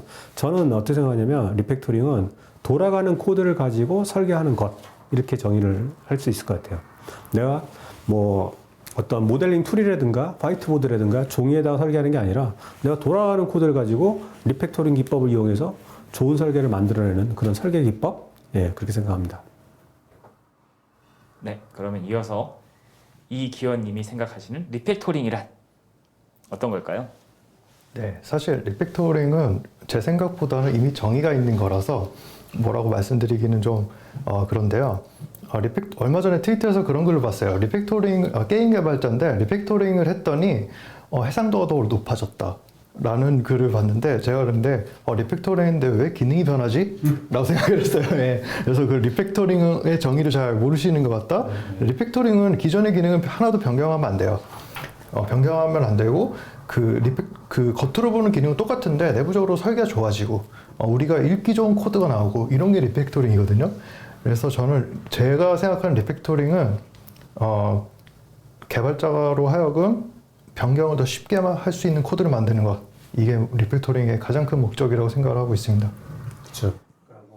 화장실 갔다 오면서 그 소변 보고 손 안 씻는 사람 없잖아요. 다 씻고 오잖아요. 그런 것처럼 그냥 개발의 일부로 늘 하는 것, 그게 리팩토링이라고 보는 게 맞겠죠. 그러니까 뭐 여러 가지 리팩토링 기법 어려운 것들 많은데 그런 거 다 아니어도 매일매일 리네임만 열심히 하고 매일매일 조그만 그 코드 블럭들을 메소드로 추출만 열심히 해도 그래도 꽤 괜찮아질 것 같아요. 예. 네, 두 분 말씀 감사드립니다. 지금 댓글창 통해서 질문이나 의견들이 많이 오가고 계십니다. 참고할 만한 오픈소스 추천을 좀 받으시는 분도 계시고요. 본인께서 난 이게 좋더라 라고 추천해 주시는 분도 계십니다. 여러분들의 많은 의견으로 저희 세미나 만들어지고 있습니다. 질문 조금 더 드려보겠습니다. 리팩토링에 대해서 말씀을 주셨습니다. 근데 이게 나 혼자 리팩토링을 하는 게 아니라 사실 팀 내에 리팩토링 문화가 자리 잡는 게 굉장히 어려울 것 같습니다. 특히 두 분께서는 이제 같은 기업에서 근무하고 계시고 명성님께서는 오랜 경험을 갖고 계시고 기원님께서도 이제 팀을 이끌고 계시잖아요. 그래서 두 분께 기업의 CTO로서 또 개발팀을 이끄는 리더님으로서 개발 조직에서 또 문화를 어떻게 자리 잡게 하는지가 궁금하다는 질문을 주셨는데요. 특히 그 중에서도 리팩토링을 도입하기 위해서 혹은 이를 위해서 팀원들을 교육하거나 또는 프로세스를 안착시키려면 어떤 노력이 필요할까? 이런 조직적인 측면에서 질문을 주셨습니다. 두 분께 답변 들어보겠습니다. 이 교육이나 이런 것들이 사실은 뭐 이렇게 누가 누구를 가르쳐주고 이런 걸 할 수 있지만 그게 얼마나 남을까? 그 사람한테 얼마나 잘 전달될까? 이런 걸 보면은 중요한 거는 듣는 사람이 듣고 싶어져야 된다고 생각해요. 그 사람이 배우고 싶고 나도 저거 알고 싶어 이런 마음이 생겨야지. 이거 정말 좋은 거야, 한번 들어봐. 이거는 들어봤는데 그래? 나는 잘 모르겠는데? 그러면 말짱 도루묵인 것 같아요. 그래서 뭐 저만 그렇게 생각하는 게 아니라 굉장히 많은 분들이 이제 그런 얘기를 하고 있는데 어떤 좋은 거를 내가 아무리 강조를 해도 그 사람들이 내가 원하는 대로 될 가능성은 별로 높지 않아요. 근데 제가 뭐 이렇게 발표를 하거나 강연을 하거나 이럴 때 보면은 제가 하는 게 좀 멋있어 보이는 거죠. 그러니까 다른 게 아니라 나도 저렇게 했으면 좋겠어. 아까 어떤 분이 어떻게 하면 한 번에 그 뭐 에디터에서 싹 지우나요? 뭐 이런 걸 물어보셨는데 그런 것들도 포함된 거죠. 제가 처음에 그 사내 리팩토링 관련된 거를 공유 드렸을 때는 하키가 뭔지 물어봤어요. 아까 그거 하셨는데 하키 뭐 누르셨어요? 그게 제일 많은 질문이었거든요. 근데 공교롭게도 그걸 물어본 분들은 나중에 리팩토링을 공부하시고 리팩토링을 하시더라고요. 근데 그분들한테 내가 아마 처음에 야 리팩토링에 말이지 기법이 이런 게 있고 진짜 이론만 그냥 쫙 설명을 했다면 그분들 중에 관심 갖는 분들 그렇게 많지 않았을 것 같거든요. 그러니까 뭔가 뭐 멋진 툴 아니면 멋진 무엇을 가지고 이렇게 하는 게 굉장히 멋진 거야 라는 거를 보여줄 수 있다면 다 하지는 않을 거예요. 다 하지는 않는데 10명이면 그래도 한두 명 정도는 하려고 하는 사람이 생기지 않을까. 예, 그렇게 생각합니다. 내가 먼저 보여주고 내가 잘하고 또 그거를 통해서 나 저거 배우고 싶다, 잘하고 싶다라고 먼저 의견을 표명해 주시는 분이 있다면 그분들은 지나고 보면 성장해 있더라, 잘하고 있더라 라는 말씀이셨습니다. 네. 기원님께서는 어떻게 답변해 주실 수 있을까요? 네, 저희 팀에서는 보통 이제 페어 프로그래밍이나 몹을 많이 해요. 그래서 이제 방금 전에도 제가 뭐 리팩토링 이런 걸 보여드렸지만 이제 그런 게 이제 예제가 자기 예제가 아니잖아요. 자기 실무에서 이제 주니어 개발자들이 어떤 부분이 있는데 가령 무슨 뭐 어디 PG사에 의존하는 어떤 로직이 있는데 이걸 테스트하려면 어떻게 되는지 모르겠다? 이렇게 물어보면은 옆자리에 앉아서 같이 해보는 거예요. 그러고 리팩토링을 어떻게 해야 하고 어떻게 해야 테스트 하니스에 넣을 수 있는지 이런 거 같이 고민하다 보면은 자연스럽게 이제 결국에는 보여주는 게 중요하죠. 자 이렇게 할 수 있다라는 걸. 네, 그럼 자연스럽게 어떤 그런 문화가 정착될 수 있을 것 같습니다. 그러네 보니까 그 뭔가 교육 자료가 잘 돼 있고 막 지원이 잘 되고 이러는 것보다는 같이 일하는 동료한테 배울 수 있으면 그러면은 좀 유리한 거 굉장히 많이 유리한 것 같아요. 책을 보고 자기가 혼자 이해하는 거랑 동료랑 그 이해가 어떻게 다른지 확인해 볼 수 있고 논의할 수 있으면 저는 페어는 그렇게 많이 안 했었는데 지금 회사에서는 페어를 좀 몇 번 했어요. 근데 정말로 효과가 큰 것 같아요, 페어는. 예. 뭐 모든 걸 다 같이 하기는 좀 힘들겠지만 중요한 거 한두 가지들을 해보면 그러면 이제 그것들을 그분들이 이제 스스로 할 수 있는 그런 힘이 생기는 것 같아요. 네, 두 분 말씀 감사드립니다. 지금 팀 단위의 문화 정착 그리고 학습에 대해서 말씀을 주셨는데요. 지금 사실 저희가 사전에 받은 제일 많이 들어온 질문 꼽아보자면 TDD, 리팩토링, 나아가서 개발 10년, 20년, 30년 계속 하려면 공부, 학습 어떻게 해야 됩니까? 라는 질문이 정말 많이 들어왔습니다. 패스트 캠퍼스 담당자로서 패스트 캠퍼스 통해서 공부하세요 라고 말씀드리고 싶지만 요거는 제가 미리 한번 던져놓고요. 또 이너서클 와서 저희 명성님, 기원님 패스트 캠퍼스에서 함께 아까 말씀하신 짝들과 함께 공부하시죠 라고 권장드리고 싶지만 요것도 쑥스러우실 테니 제가 먼저 말씀을 드리고 두 분께서 권장하시는 개발 학습 방법 한번 들어보고 싶습니다. 일단 개발이라는 게 아까도 말씀드렸지만 한 번 풀었던 문제를 푸는 경우가 거의 없거든요. 매번 새로운 문제를 풀어야 돼요. 그러니까 뭘 제일 잘해야 되냐면 문제를 이해하는 걸 제일 잘해야 돼요. 문제 탐색을 잘해야 되고 그 다음에 뭐냐면 매번 새로운 기술이나 새로운 로직을 만들어야 된단 말이에요. 그러니까 새로운 걸 배우는 걸 잘해야 돼요. 그러니까 뭐 예를 들면 패스트 캠퍼스에 굉장히 유명한 강의가 있어서 저것만 들으면 훌륭한 개발자가 된대. 그거는 제가 볼 때는 좀 부족할 것 같아요. 그런 것도 도움이 되겠지만 그 무엇이 됐든 나만의 학습법, 난 남보다 더 빨리 배울 수 있어, 더 잘 배울 수 있어. 뭐 그런 게 제일 중요한 그런 것 같아요. 그러니까 배우는 걸 잘하려면 어떻게 해야 될까요? 많이 배워야죠. 가장 좋은 교재로 한 번 배우고 말겠다가 아니라 가장 좋은 게 뭔지 알 때까지 배운다. 그 교재를 쓴 사람보다 더 많이 배울 수 있게 그렇게 배우려고 하는 노력을 한다. 저는 그게 맞아 보여요. 그러니까 뭐 같이 경험을 나누고 공유를 하고 이런 건 좋은데 누가 한 사람이 저 사람 말한 게 다 맞는 거야. 그렇다면 그 사람 이상 성장할 방법은 없는 거죠. 저는 그래서 뭐 공부를 배우는 걸 빨리 잘 할 수 있는 거를 배우는 거 그게 제일 중요한 것 같고요. 그 다음에 그 개발은 좀 뭐 많은 분들이 그렇게 얘기하죠. 그 한번 배워놓은 거 갖고 평생 써먹을 수가 없어요. 계속 새로운 걸 배워야 돼요. 그러니까 매일매일 뭐 9시부터 근무인데 8시 50분에 와서 이제 9시부터 근무한다. 그러기보다는 좀 일찍 와서 SNS나 아니면 뭐 뉴스레터나 이런 거 보고 어떤 것들이 있는지 매일매일 공부하고 어떤 거는 내가 뭐 제목만 보고 마는 거 어떤 건 인트로덕션까지 보는 거 어떤 거는 다 보는 거 어떤 거는 내가 튜토리얼도 한번 따라해보는 어떤 건 책을 사서 공부를 할 수도 있어요. 그런 것들이 계속 누적되고 반복돼야만 그래야 실력이 느는 것 같아요. 누가 알려준 것만 해가지고는 굉장히 한계가 있는 것 같아요. 네, 지금 관련해서 김태경님께서 연차가 쌓이니까 시니어가 되니까 이렇게 학습하고 연습해서 또 얼마나 써먹을까 하는 생각도 가끔씩 드신다고 해요. 그래서 꾸준히 학습하시는 어떤 마인드나 방법이 좀 궁금하다고 하시는데 이거에 대해서 기원님부터 한 말씀 부탁드리겠습니다. 네, 뭐 학습을 하면은 일단 저는 학습하는 이유가 솔직히 말하면은 공부를 안 하잖아요. 주말에 공부를 안 하면은 일주일 내내 일이 재미가 없어요. 예. 공부를 하면은 똑같은 코드를 짜도 더 재밌습니다. 더 잘 짤 수 있고요. 네, 그렇게 말씀드리고 싶고요. 그리고 또 요즘 분들은 책을 많이 안 보시는 것 같아요. 학습을 할 때, 그러니까 블로그나 어떤 API 문서들 이런 것만 되게 많이 보시고 책을 많이 안 보시는 것 같은데 책을 많이 보는 게 되게 중요하다고 생각을 합니다. 근데 그 처음부터 그 책을 전부 다 통독을 하고 정독을 할 필요는 없다고 생각해요. 왜냐면은 이제 우리 스테디셀러들 있잖아요. 클린코드라든가 이런 거는 정독할 가치가 있는데 너무 책이 많이 쏟아지기 때문에 그걸 다 보기 힘들거든요. 그래서 저는 그 책이 나오면은 뭐 오라일리 같은 거 있잖아요. 그런 걸 구독을 해가지고 앞에 1, 2장만 빨리 봐요.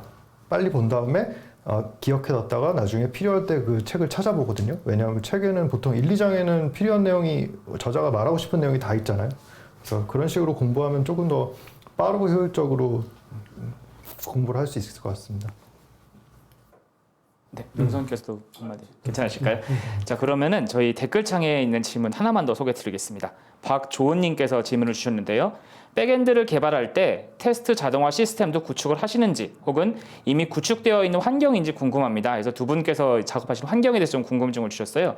만약 그렇다면 어떤 기술로 어떤 식으로 보통 구축을 하시는지 그런 노하우에 대해서 좀 질문을 주셨습니다. 그거는 뭐 노하우가 아니라 그냥 인터넷 검색만 해봐도 많이 나올 거예요. 다양한 방법들이 있을 거니까요. 근데 기본적으로는 유닛 테스트는 빌드할 때 항상 같이 동작하게 만들고 인티그레이션 테스트는 빌드할 때는 일부러 동작 안 하게 만드는 경우가 많아요. 그거는 이제 메이븐이나 그래들 설정으로 그렇게 할 수가 있으니까. 그 통합 테스트는 인티그레이션 테스트 같은 경우는 외적인 요인에 의해서 깨지는 경우가 많이 생겨요. 예를 들면은 내가 어떤 테이블에 어떤 데이터가 있었어야만 도는 건데 그 테이블을 누군가 나 말고 다른 사람이 건드렸다면 깨질 거기 때문에 그런 건 자동화 테스트는 안 하죠. 그러니까 그런 것들을 이제 분리해서 관리를 하고 있고 인티그레이션 테스트 있으면 좋아요. 근데 거기에 의존하기는 되게 어렵고 인티그레이션 테스트보다는 유닛 테스트로 좀 더 많이 검증할 수 있게 로직을 빼는 거죠. 예를 들면 스프링을 하면 컨트롤러 서비스 이런 데는 로직을 안 두고 모델 쪽에 그러니까 모델, 뭐 엔터티, 밸류 뭐 이런 쪽에 로직을 많이 두는 거죠. 그렇게 되면은 좀 더 자동화 테스트를 많이 할 수 있을 것 같아요. 별도의 테스트 시스템 그런 건 없죠. 그냥 빌드할 때 많이 하고 있어요. 네, 지금 질문 주고 계신 분들께서 저희가 아까 제일 처음 많이 들어오셨을 때 250여 명, 지금 200여 명 정도가 함께 해주고 계신데요. 아마 말씀하신 대로 학습, 공부, 나 더 잘하고 싶어 하는 욕심과 성장에 대한 욕구가 있으셔서 함께 해주고 계신 거라 생각합니다. 이렇게 늦은 시간까지 함께 해주고 계신 분들이 계신데요. 이분들이 궁극적으로 궁금해하는 거, 하고 싶어하는 거 무엇일까 생각해 봤을 때 좋은 개발일 것 같아요. 그래서 두 분께서 저희 사실 이너서클에서 다루는 얘기이기도 합니다만 두 분께서 생각하시는 좋은 개발 과연 무엇인지 그리고 이를 위해서는 어떻게 해야 하는지 두 분의 의견 한번 여쭤보고 싶습니다. 이 질문은 네, 두 분께서 한 번씩 답변 주시면 감사하겠습니다. 그러니까 저는 되게 오랫동안 개발 리더로 이렇게 일을 했는데 제가 개발을 하면 예를 들면 전연차 똑똑한 그 개발자보다 제가 더 빨리 개발할 것 같지는 않아요. 근데 그분이 새로운 거를 배우면 아마 저보다 더 빨리 배울지도 모르겠어요. 근데 오랫동안 배우고 오랫동안 경험한 거를 잘 엮으면은 어느 정도 시간이 필요한 영역들이 있는 것 같아요. 그런 부분을 그 부분에서 강점이 있지 않을까라고 생각을 하고 있고 그런 부분에는 강점이 할 수 있는 게 언제까지 오픈하고 그 이후에 새로운 걸 만드는 게 아니라 오픈한 이후에 고객의 어떤 니즈를 좀 더 잘 반영할 수 있는 고객에게 좀 더 가치를 많이 줄 수 있는 그런 것들을 계속해서 빠르게 적용할 수 있는 것 같아요. 소프트웨어의 비용은 개발할 때까지 드는 비용보다 이후 유지보수할 때가 훨씬 많이 들거든요. 그러니까 개발하고 나면 그 다음에 변경할 때 굉장히 많은 비용이 들어요. 당연하겠지만 기획하고 얘기만 할 때 변경하는 거랑 구현을 했는데 아직 기덥에 안 올렸을 때 변경하는 거랑 기덥에 올리고 배포된 이후의 거를 변경하는 비용은 엄청나게 차이가 나거든요. 그러니까 그 이후에 배포된 이후에 변경하는 비용을 낮추는 거 그런 게 저는 굉장히 좋은 개발이라고 생각을 합니다. 네, 최근에는 이제 코딩을 잘하는 것만을 개발 잘한다라고 일컫지 않고 기획, 운영, 유지 보수 그리고 말씀하신 대로 비즈니스 관점에서까지 서비스를 바라보는 게 되게 중요하다라는 의식들이 많이 확산되고 있는데 그 부분에 대해서 말씀을 주셨다고 생각합니다. 그럼 이어서 기원님께 좋은 개발 어떻게 생각하시는지 말씀 들어보고 싶습니다. 네, 제가 생각하는 좋은 개발은 첫째로 이제 회사랑 고객이 원하는 게 있고 개발자 자신이 원하는 게 있어요. 내가 어떻게 성장하고 싶다, 내가 쓰고 싶은 기술도 있을 거고요. 그 두 개가 니즈가 잘 맞았을 때 그때 되게 행복하고 좋은 개발이 될 수 있다고 생각을 하고요. 가령 어떤 개발자들 중에는 그런 분들도 있잖아요. 그런 기술이 필요가 전혀 없는데 굳이 가장 새로 나온 기술을 아무도 안 쓰는 그런 걸 쓴다던가 이제 그렇게 되면은 별로 좋은 개발이 아니라고 생각을 하고 있습니다. 네, 반대로 회사가 원하는 건 많은데 개발자는 그냥 계속 레거시 코드만 맨날 자기 아직 잘하지도 못하는데 어려운 과제만 이렇게 나오는 이런 것도 좋은 개발이라고 할 수 없을 것 같고요. 그리고 두 번째는 우리 팀에서 관리하는 프로젝트들이 아까 말했던 그런 복잡도를 적절하게 관리 가능하게 그래서 어떤 기능이든지 빨리 이제 변경이 쉽고 이렇게 될 수 있는 것, 그게 좋은 개발이라고 생각을 하고 있습니다. 네, 두 분께 좋은 개발에 대해서 들어봤습니다. 저희 오늘 주제가 TDD 그리고 리팩토링이지만 이 궁극적인 목표는 좋은 개발이겠죠. 그래서 오늘 그거에 대해서 함께 고민해보고 생각해보고 또 의견 나눠보는 시간 가져봤습니다.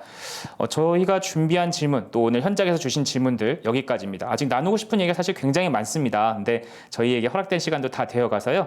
저희 오늘 두 분 연사님, 명성님, 기원님 그리고 여기 계시는 분들 모시고 함께 이야기 나눠봤는데 각자 채팅창에 또 많은 소감 남겨주시면 제가 소개해 드릴 거고요. 연사님들께 먼저 오늘 세미나 어떠셨는지 그리고 마지막으로 이 늦은 시간까지 함께 해주고 계신 저희 팩캠 가족분들께 어떤 말씀 드리고 싶은지 인사 말씀 들어보겠습니다. 명성님 먼저 말씀 주십시오. 저는 사실 오늘 풀로 온라인인지 몰랐어요. 네, 오프라인 참여하시는 분들도 좀 있을 줄 알았는데 아직도 이렇게 풀로 온라인인 게 좀 아쉽고요. 그 다음에 아까 제가 말씀드린 것처럼 뭐 저도 이제 뭐 팩캠에서 강의도 하고 유튜브 동영상도 올리고 이러지만 그 남이 알려주는 거는 한계가 있어요. 근데 왜 그 사람한테 배우는 것만 배우는 거예요? 그 사람보다 더 잘할 수도 있잖아요. 그러면 그 사람이 안 알려주는 것도 스스로 공부할 수 있어야 된다고 생각해요. 예. 그런 마인드 가진 개발자분들이 많이 계시면 되게 재미있는 대한민국 개발자들이 될 것 같고요. 그 다음에 뭐 다들 그러죠. 뭐 나중에 뭐 하고 싶어? 그러면 난 나이 많이 먹어도 개발자가 되고 싶어. 개발자로 남고 싶어. 그런 얘기 많이 하는데 근데 그러기 위해서 나는 지금 무슨 노력을 하고 있나 한번 생각을 해보세요. 나이 많이 먹고 월급 많이 받는데 회사가 개발만 시켜. 그러려면 그 사람은 개발을 얼마나 잘해야 되는 거예요? 코딩을 많이 해야 된다 그런 얘기가 아니에요. 어떻게 개발을 잘해야 그 사람한테 뭐 재무나 회계 안 시키고 영업 안 시키고 개발만 계속 시킬까? 이런 거 한번 고민해 보시면 좋을 것 같아요. 네, 명성님 말씀 잘 들었습니다. 지금 온라인 진행에 대한 아쉬움을 말씀 주셨는데요. 저희 이너서클 막간을 위해서 홍보하면 온보딩 오프라인으로 진행합니다. 저희 패스트 캠퍼스 라운지에서 명성님 그리고 기원님과 함께 얼굴 보고 함께 어떤 과정들을 8주간 할지 하는 과정이니까요. 저희 홈페이지에서 두 분의 이너서클 과정도 많이 관심 부탁드리겠습니다.